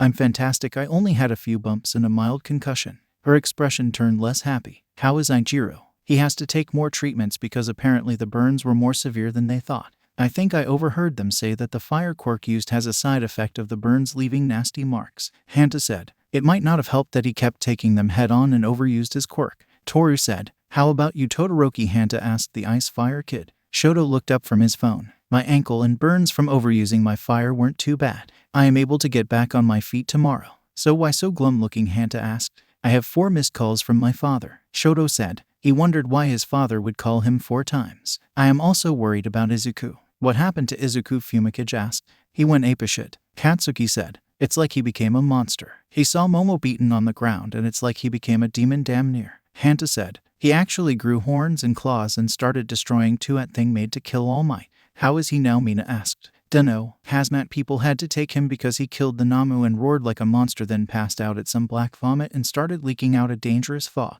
Katsuki answered. No one can get near him WTH that stuff unless they have those thick suits. Oh damn, Meshuro mumbled. How about Ayama? He has to get surgery. When the Namu attacked him, it broke his armor into his chest. Tsuyu said. Monoma also has to get surgery because a shark villain tried to tear him in half, and Monoma used his strength to get away but ended up breaking some of the villain's teeth in his chest. Wait, where is Momo? Mina asked. Apparently her parents wanted her to be treated by a family doctor. Kyoka answered. Do you know when everyone is getting released? Mashuro asked. I believe we here should be free to go by the end of the day thanks to Recovery Girl. Shoto said. I want to find Midoriya as soon as possible. Same. I want to know why that beast lost it when Izuku mentioned he was a saint though. Katsuki said. When he said he was a saint, Fumikage asked. He said something about being a saint and not a hero, and then the Namu went into a rage trying to get Midoriya. Even the Shigaraki guy couldn't control it, and it always seemed to listen to what he said. Yui explained. Fumikage and Shoto both sat in silence thinking it over. Was there more about the Namu than they knew that had to do with the saints? Did it do anything else odd? Fumikage asked. Yeah, it started using a weird power that is like Izuku's blasts, except they were red. Ochako answered. Fumikage rubbed below his beak and thought. Was it possible that this league of villains had ties to the saints, or at least to hell? What are you thinking, Takoyami? Tsuyu asked. Fumikage shook his head. Just thinking about today's events. Midnight walked in. All right, kiddies, you are all free to leave. However, you all have to stay under my supervision until Shota is ready to get going. How is Sensei? Mina asked. He wasn't as hurt as he could have been. He could be back in his feet by this time next week, but honestly, knowing the man, he will be back to working by Monday. Midnight answered. He only had a broken arm and some ribs. If it wasn't for some of you kids jumping in to help him, it could have been way worse. Except for the fact that the 3 people who helped him all are some of the worst ones here. Katsuki said. Yui smacked his shoulder. Stop ruining the mood. Katsuki looked at her with a raised eyebrow, confused that she actually smacked him. Before Katsuki could question it, Hanta spoke to Midnight. Is it possible for us to see Izuku? Midnight shook her head. No idea. He has been moved to a facility where they can study and see what exactly happened to him. The demonic shit or that purple shit? Katsuki asked. The purple fog to be exact. Midnight ignored Katsuki's crass language. However, Principal Nezu wants to study more into Midoriya's quirk. Why? Ochako asked. Midnight knew she shouldn't say this to the kids, but they were in a class with the boy in question. He has belief that Midoriya wasn't completely honest about his quirk. Fumikage and Shoto both got nervous. They knew the truth behind Izuku's quirk. What could Izuku have lied about? Ochako asked. The principal found it odd that Midoriya and the Namu shared a power, and Midoriya never mentioned before have a power to transform his appearance. Midnight figured she should stop talking about it at that point. I am taking you guys back to the dorms soon. Make sure you are ready. Midnight left the room and Hanta looked at Katsuki. What could Izuku have lied about with his quirk? Momo opened her eyes weakly, hearing the beep of a machine next to her. Oh good honey, you are finally awake. Momo heard the voice of her mother. Mother, Momo asked. Where am I? We took you from the care of those idiots and brought you back home. Dr. Hinohara is far better than them. Are my friends okay? Momo asked. Is Izuku okay? Momo doubted that Izuku was anywhere close to okay after what she last saw of him. I have no idea of any of their conditions. Her mother said. I only made sure that you were fine and away from that school. Couldn't even prevent some low-rate villains from attacking. They used an advanced portal villain to get in. Momo said. Either way, this is unacceptable from that school, and I have half a mind to transfer you to Shiketsu instead. What? No? Momo sat up. Her mother put a hand on Momo's shoulder. We will talk about this when your father returns from his meetings in America. I'm not leaving UA, Momo said. I said we will talk about when your father returns. He heard the news and got on the first trip back. Her mother left the room. Momo glared at where her mother left, not as worried about her status at UA, because if her father was involved in the decision it would be okay. All Might stepped into the viewing room. On the other side of thick glass was a table that held Izuku Midoriya as he was strapped up to multiple machines. Toshi, my old friend. All Might heard a voice he hasn't heard from in quite some time. All Might turned to see his old friend David Shield. Ah, David, it has been too long. All Might smiled. What are you doing here in Musutafu and not on I Island? David pointed to the room with Izuku. I'm the specialist they called in. They wanted someone from my island here who has had previous knowledge with power quirks and transformation quirks. I was hesitant at first, but Melissa talked me into it. Oh, is the young lass here as well? All Might looked around for the daughter of his friend. She did come along. Figured this could be practice for her. She went for a walk though to see the city. David then walked up to the thick wall of glass separating them from Izuku and the purple fog. So what can you tell me about his quirk from teaching him so far? All Might looked at the unconscious boy on the other side of the glass, all of the tubes and wires hooked up to him. His quirk seems like an infinite power source from what I heard. He can handle as much as his body allows, and I feel that today has pushed him far past what he should have used. Can you tell me about this transformation I heard the transport team mention?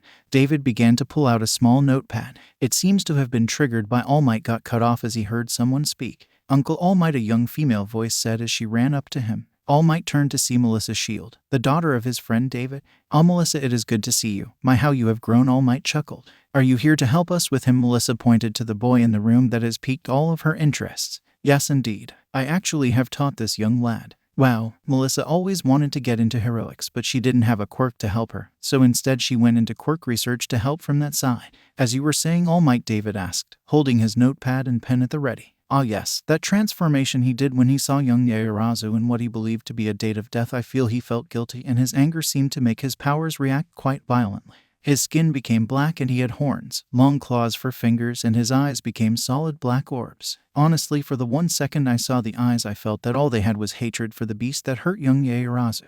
The beast that is called Namu, correct? David asked. We have its corpse in another sealed room to investigate how it held multiple quirks. I find it interesting how its regeneration quirk I heard about has not kicked back in at all, even for a second. We also found what appeared to be a metal disc in its brain stem. I think that whatever happened to young Midoriya had increased his own power output to match and overwhelm the Namu's. As the fight between them carried on, the regeneration slowed down and the Namu actually got weaker, as if young Midoriya's transformation had made his attacks poison. What is the black stuff exactly? Melissa asked as she indicated to the tar-like substance in a tube that Izuku had vomited. He expelled that orally as soon as his transformation ended. I think it might have been what caused the transformation.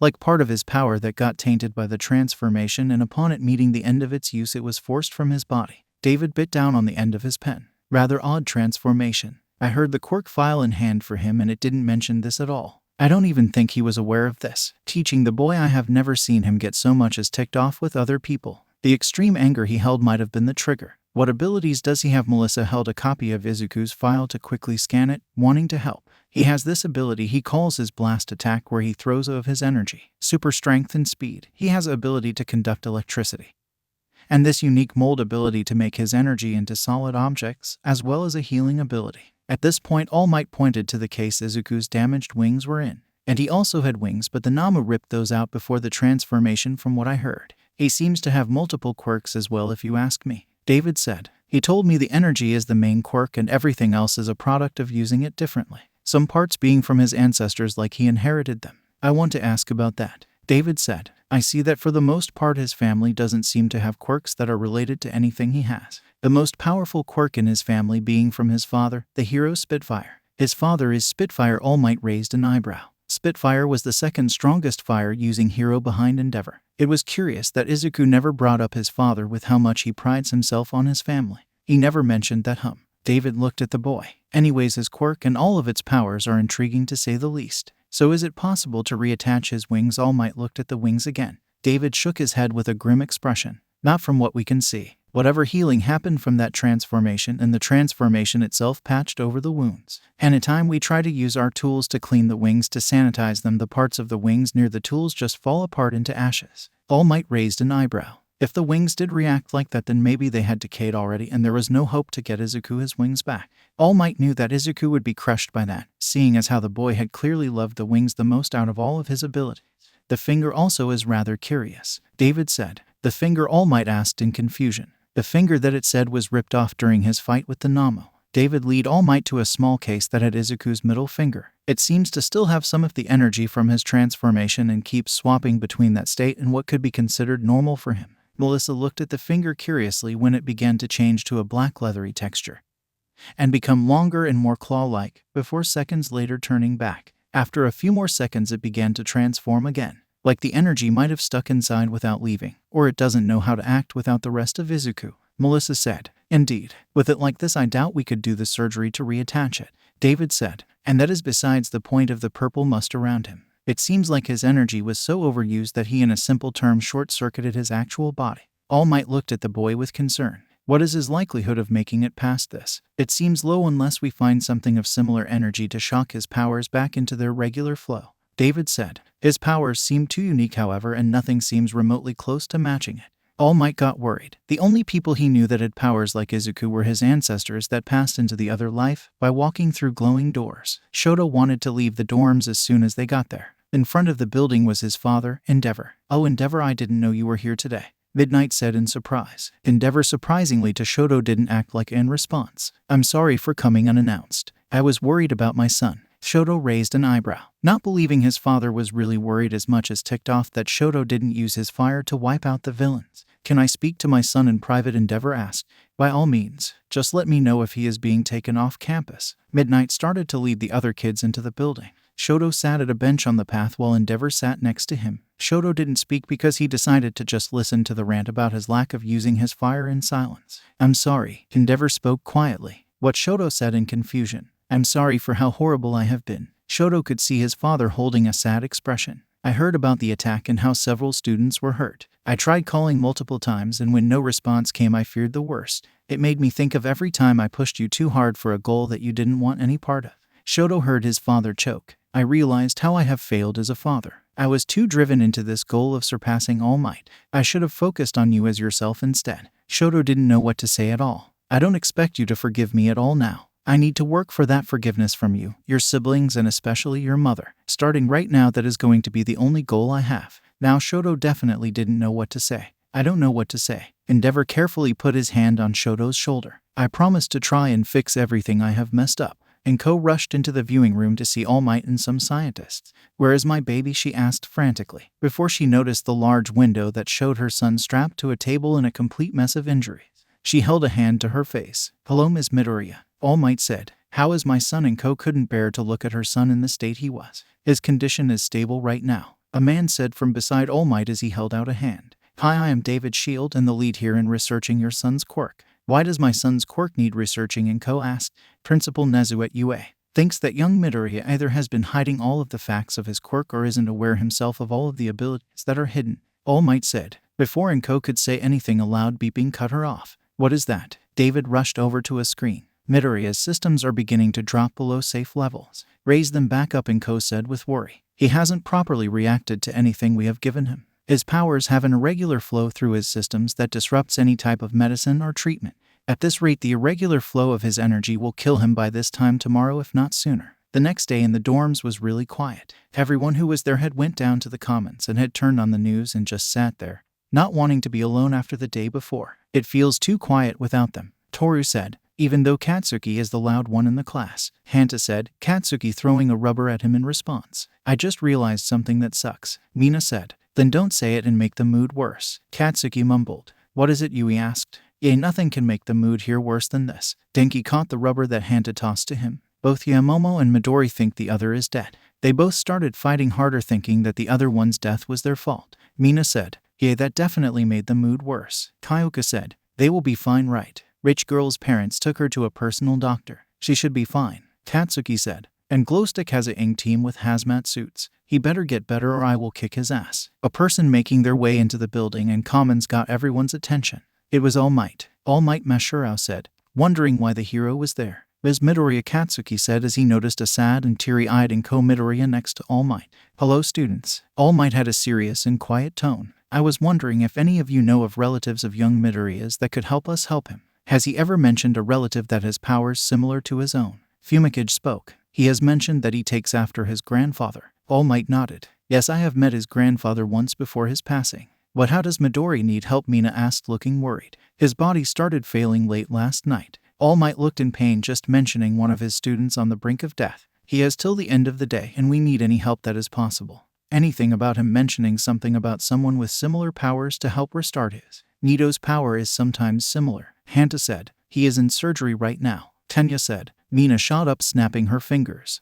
Oh yeah, Momo, she has stuff like his. Where is young Yaoyorozu? All Might asked. Her parents took her for a family doctor to look after. Tenya answered.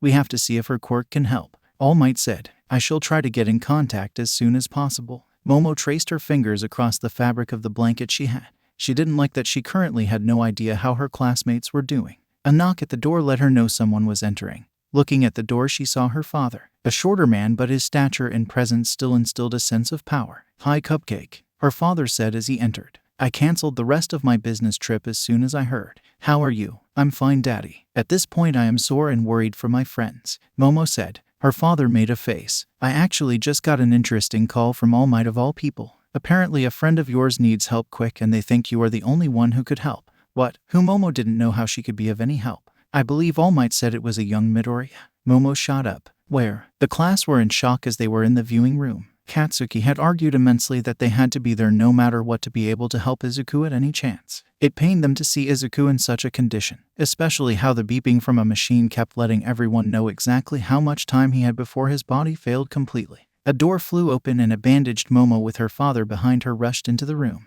Where is he? Momo asked as she saw the group, who parted to let her see the mess that Izuku was. It stung her deep inside to see him with all of the medical equipment going inside of him. She immediately went for the door to the side hall that connected to the room Izuku was in. Wait, you can't just walk in there, David Shield said. That is dangerous. Momo ignored him and made the door open before she entered the hall and tanned the room with Izuku. Turning on her cloak to avoid the fog, she walked up to him. How do I help? She said loud enough for everyone to hear. David, shocked that the red outline on her was enough to protect her from the dangerous gas, spoke. He needs energy similar to his to kick his powers back into full swing. Momo nodded and channeled her powers from her star to her hands and put them on Izuku's chest, sending the energy into him in bursts. She continued for a minute but nothing happened at all. It's not working, Momo yelled in frustration, hating that beeping that was mocking her. It's not enough, David said sadly, really hoping that she could do it. Wait, didn't the Namu have an ability like Izuku? Shoto asked. Yeah, that red stuff, Katsuki said. Can you take me to it? Shoto asked. Follow me, Melissa said quickly as she made for the door. Not that long of a walk. Shoto and Melissa were in a room with the corpse of the Namu strapped to a table. This is it, Melissa said. Shoto looked at the Namu, then noticed an odd-looking disc in a case next to it. What is this? Oh, we found that in its brain stem, Melissa said. Shoto took a guess that the disc was the object that gave the Namu the powers similar to Izuku. Sorry for this. For what? Melissa asked as Shoto pinched the locked case and broke the glass before picking up the disc. Almost immediately upon grasping it, Shoto's whole arm tensed up in pain and Melissa watched as red glowing lines erupted across it from the disc up. NNGH. Shoto groaned as he felt a surge of power shoot itself across his body. After a second, everything stopped hurting. What was that? Melissa asked. Something you need to keep absolutely quiet, Shoto huffed. That's what we needed. What happened to the disc? Melissa noticed it was gone.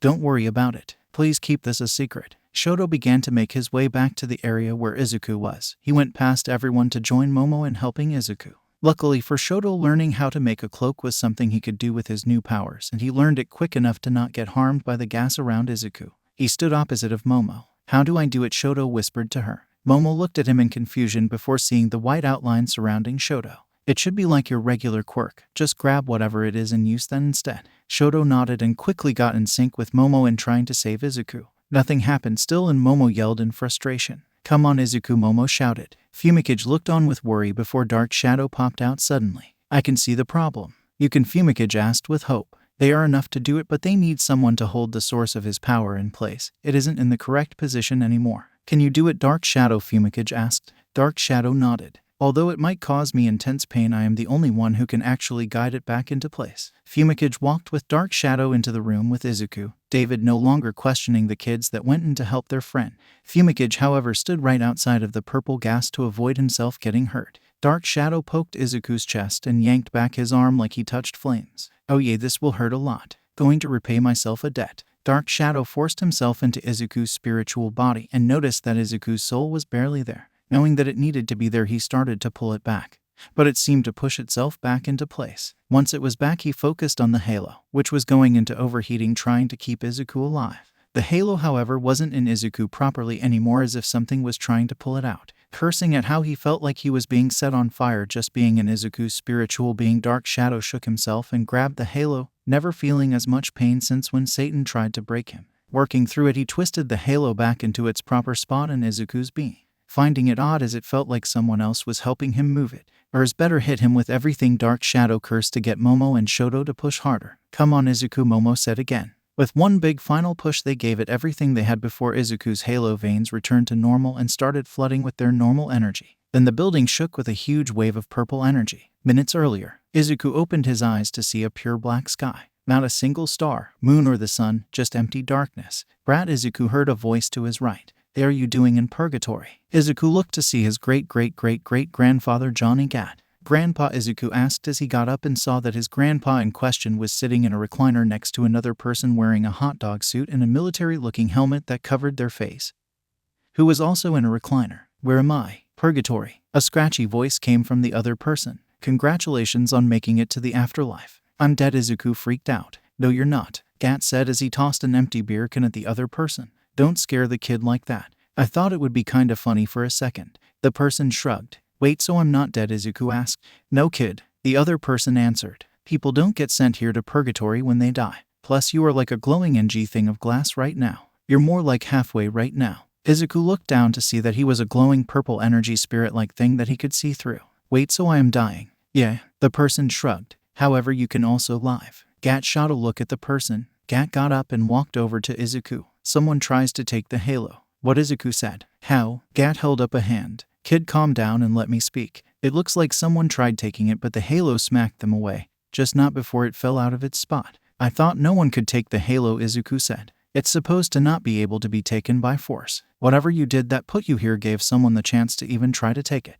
Boss, do you have anything to put a lock on this? The other person, now known as the former boss of the Saints, came over. Probably. So you are the new boss. Izuku looked at the person with the odd outfit. Wait, you're the boss? Yep. I am the God Emperor Supreme of the Saints. A bolt of lightning struck down near them. Maybe don't call yourself God, boss, Johnny said. Right. The boss then had purple energy surround their hands. Let me know when to out the lock on it. Gat nodded and used his own powers to twist the halo back into its spot, the halo giving off a warmth as it recognized Johnny. All right, hit it now. The former boss palm struck Izuku's chest, causing him to fall over. All right, now there is a safety lock on removing this thing so nobody but us three can really mess with it, Gat said. Izuku felt like something was pulling him. What's happening? Looks like someone is trying to bring you back down to earth. Don't fight it because that would be stupid, Gat said. He looked at the kid's face. Hey, who broke your sunglasses? Izuku took off the sunglasses and saw one lens completely missing and the other one with only a few shards left.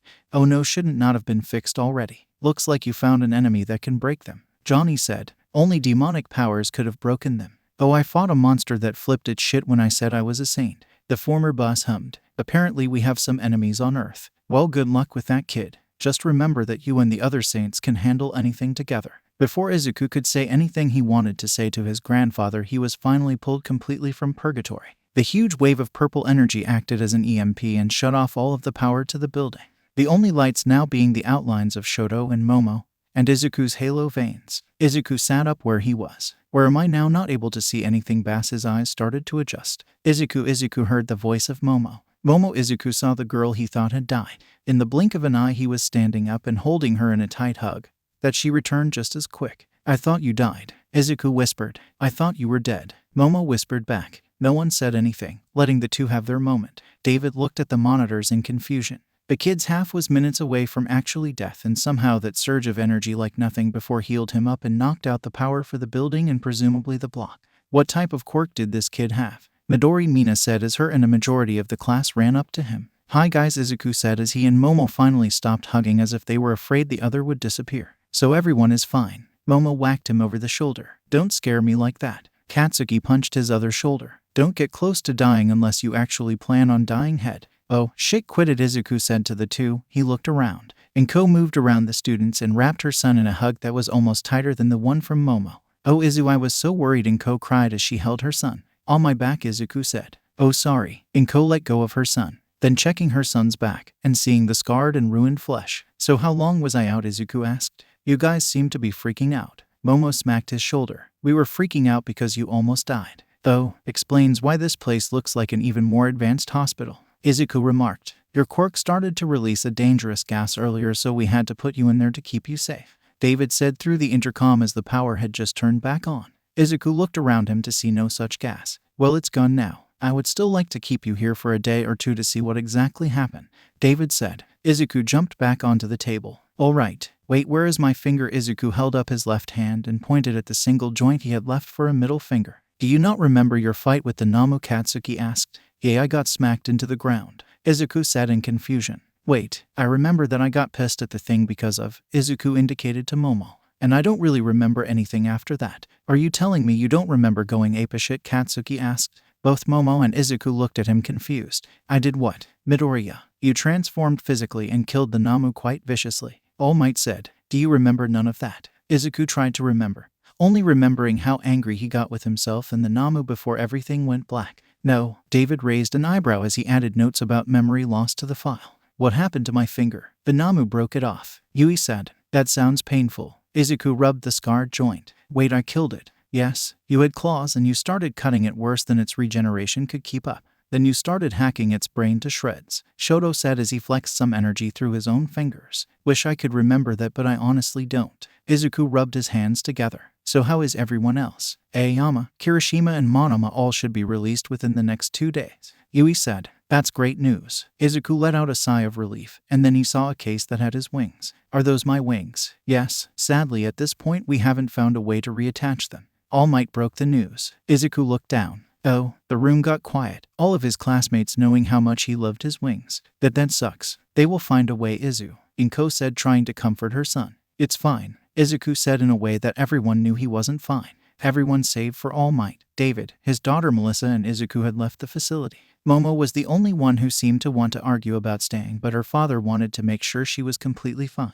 Izuku sat on the table, having some of the machines hooked back up to him. Can you try to activate your healing ability? David asked through the intercom. Yeah. Izuku then stopped. Wait, on what exactly? The wounds underneath the bandages on your shoulder first. Let me know if anything feels off from usual. Izuku nodded and focused on his shoulder, using his healing ability moderately. David made a humming sound as he watched Izuku's vitals and the scans of his shoulder. Interesting. How so? All Might asked. The energy enters the desired area and immediately manipulates itself into a healing tile of energy, David said. His energy is astounding. David thought deeply. Maybe this kid's energy was the answer to him helping All Might. The sounds of tapping brought the attention of everyone in the commons to look at the entrance. Opening the door, Tenya saw Midnight with a man he couldn't identify. Hello, Midnight Sensei, Tenya greeted. Midnight appreciated how this kid had some respect, unlike Katsuki. Hello, I have this man here who needs to speak to either Midoriya or you, Ida. Tenya asked in confusion as he looked at the man, who bowed. Hello, Ida. I am Junichi. I have information that you and Midoriya need to hear. Shigaraki cursed as he slammed the chair across the table. How the hell could my master plan be ruined by some punk kid? Shigaraki shouted.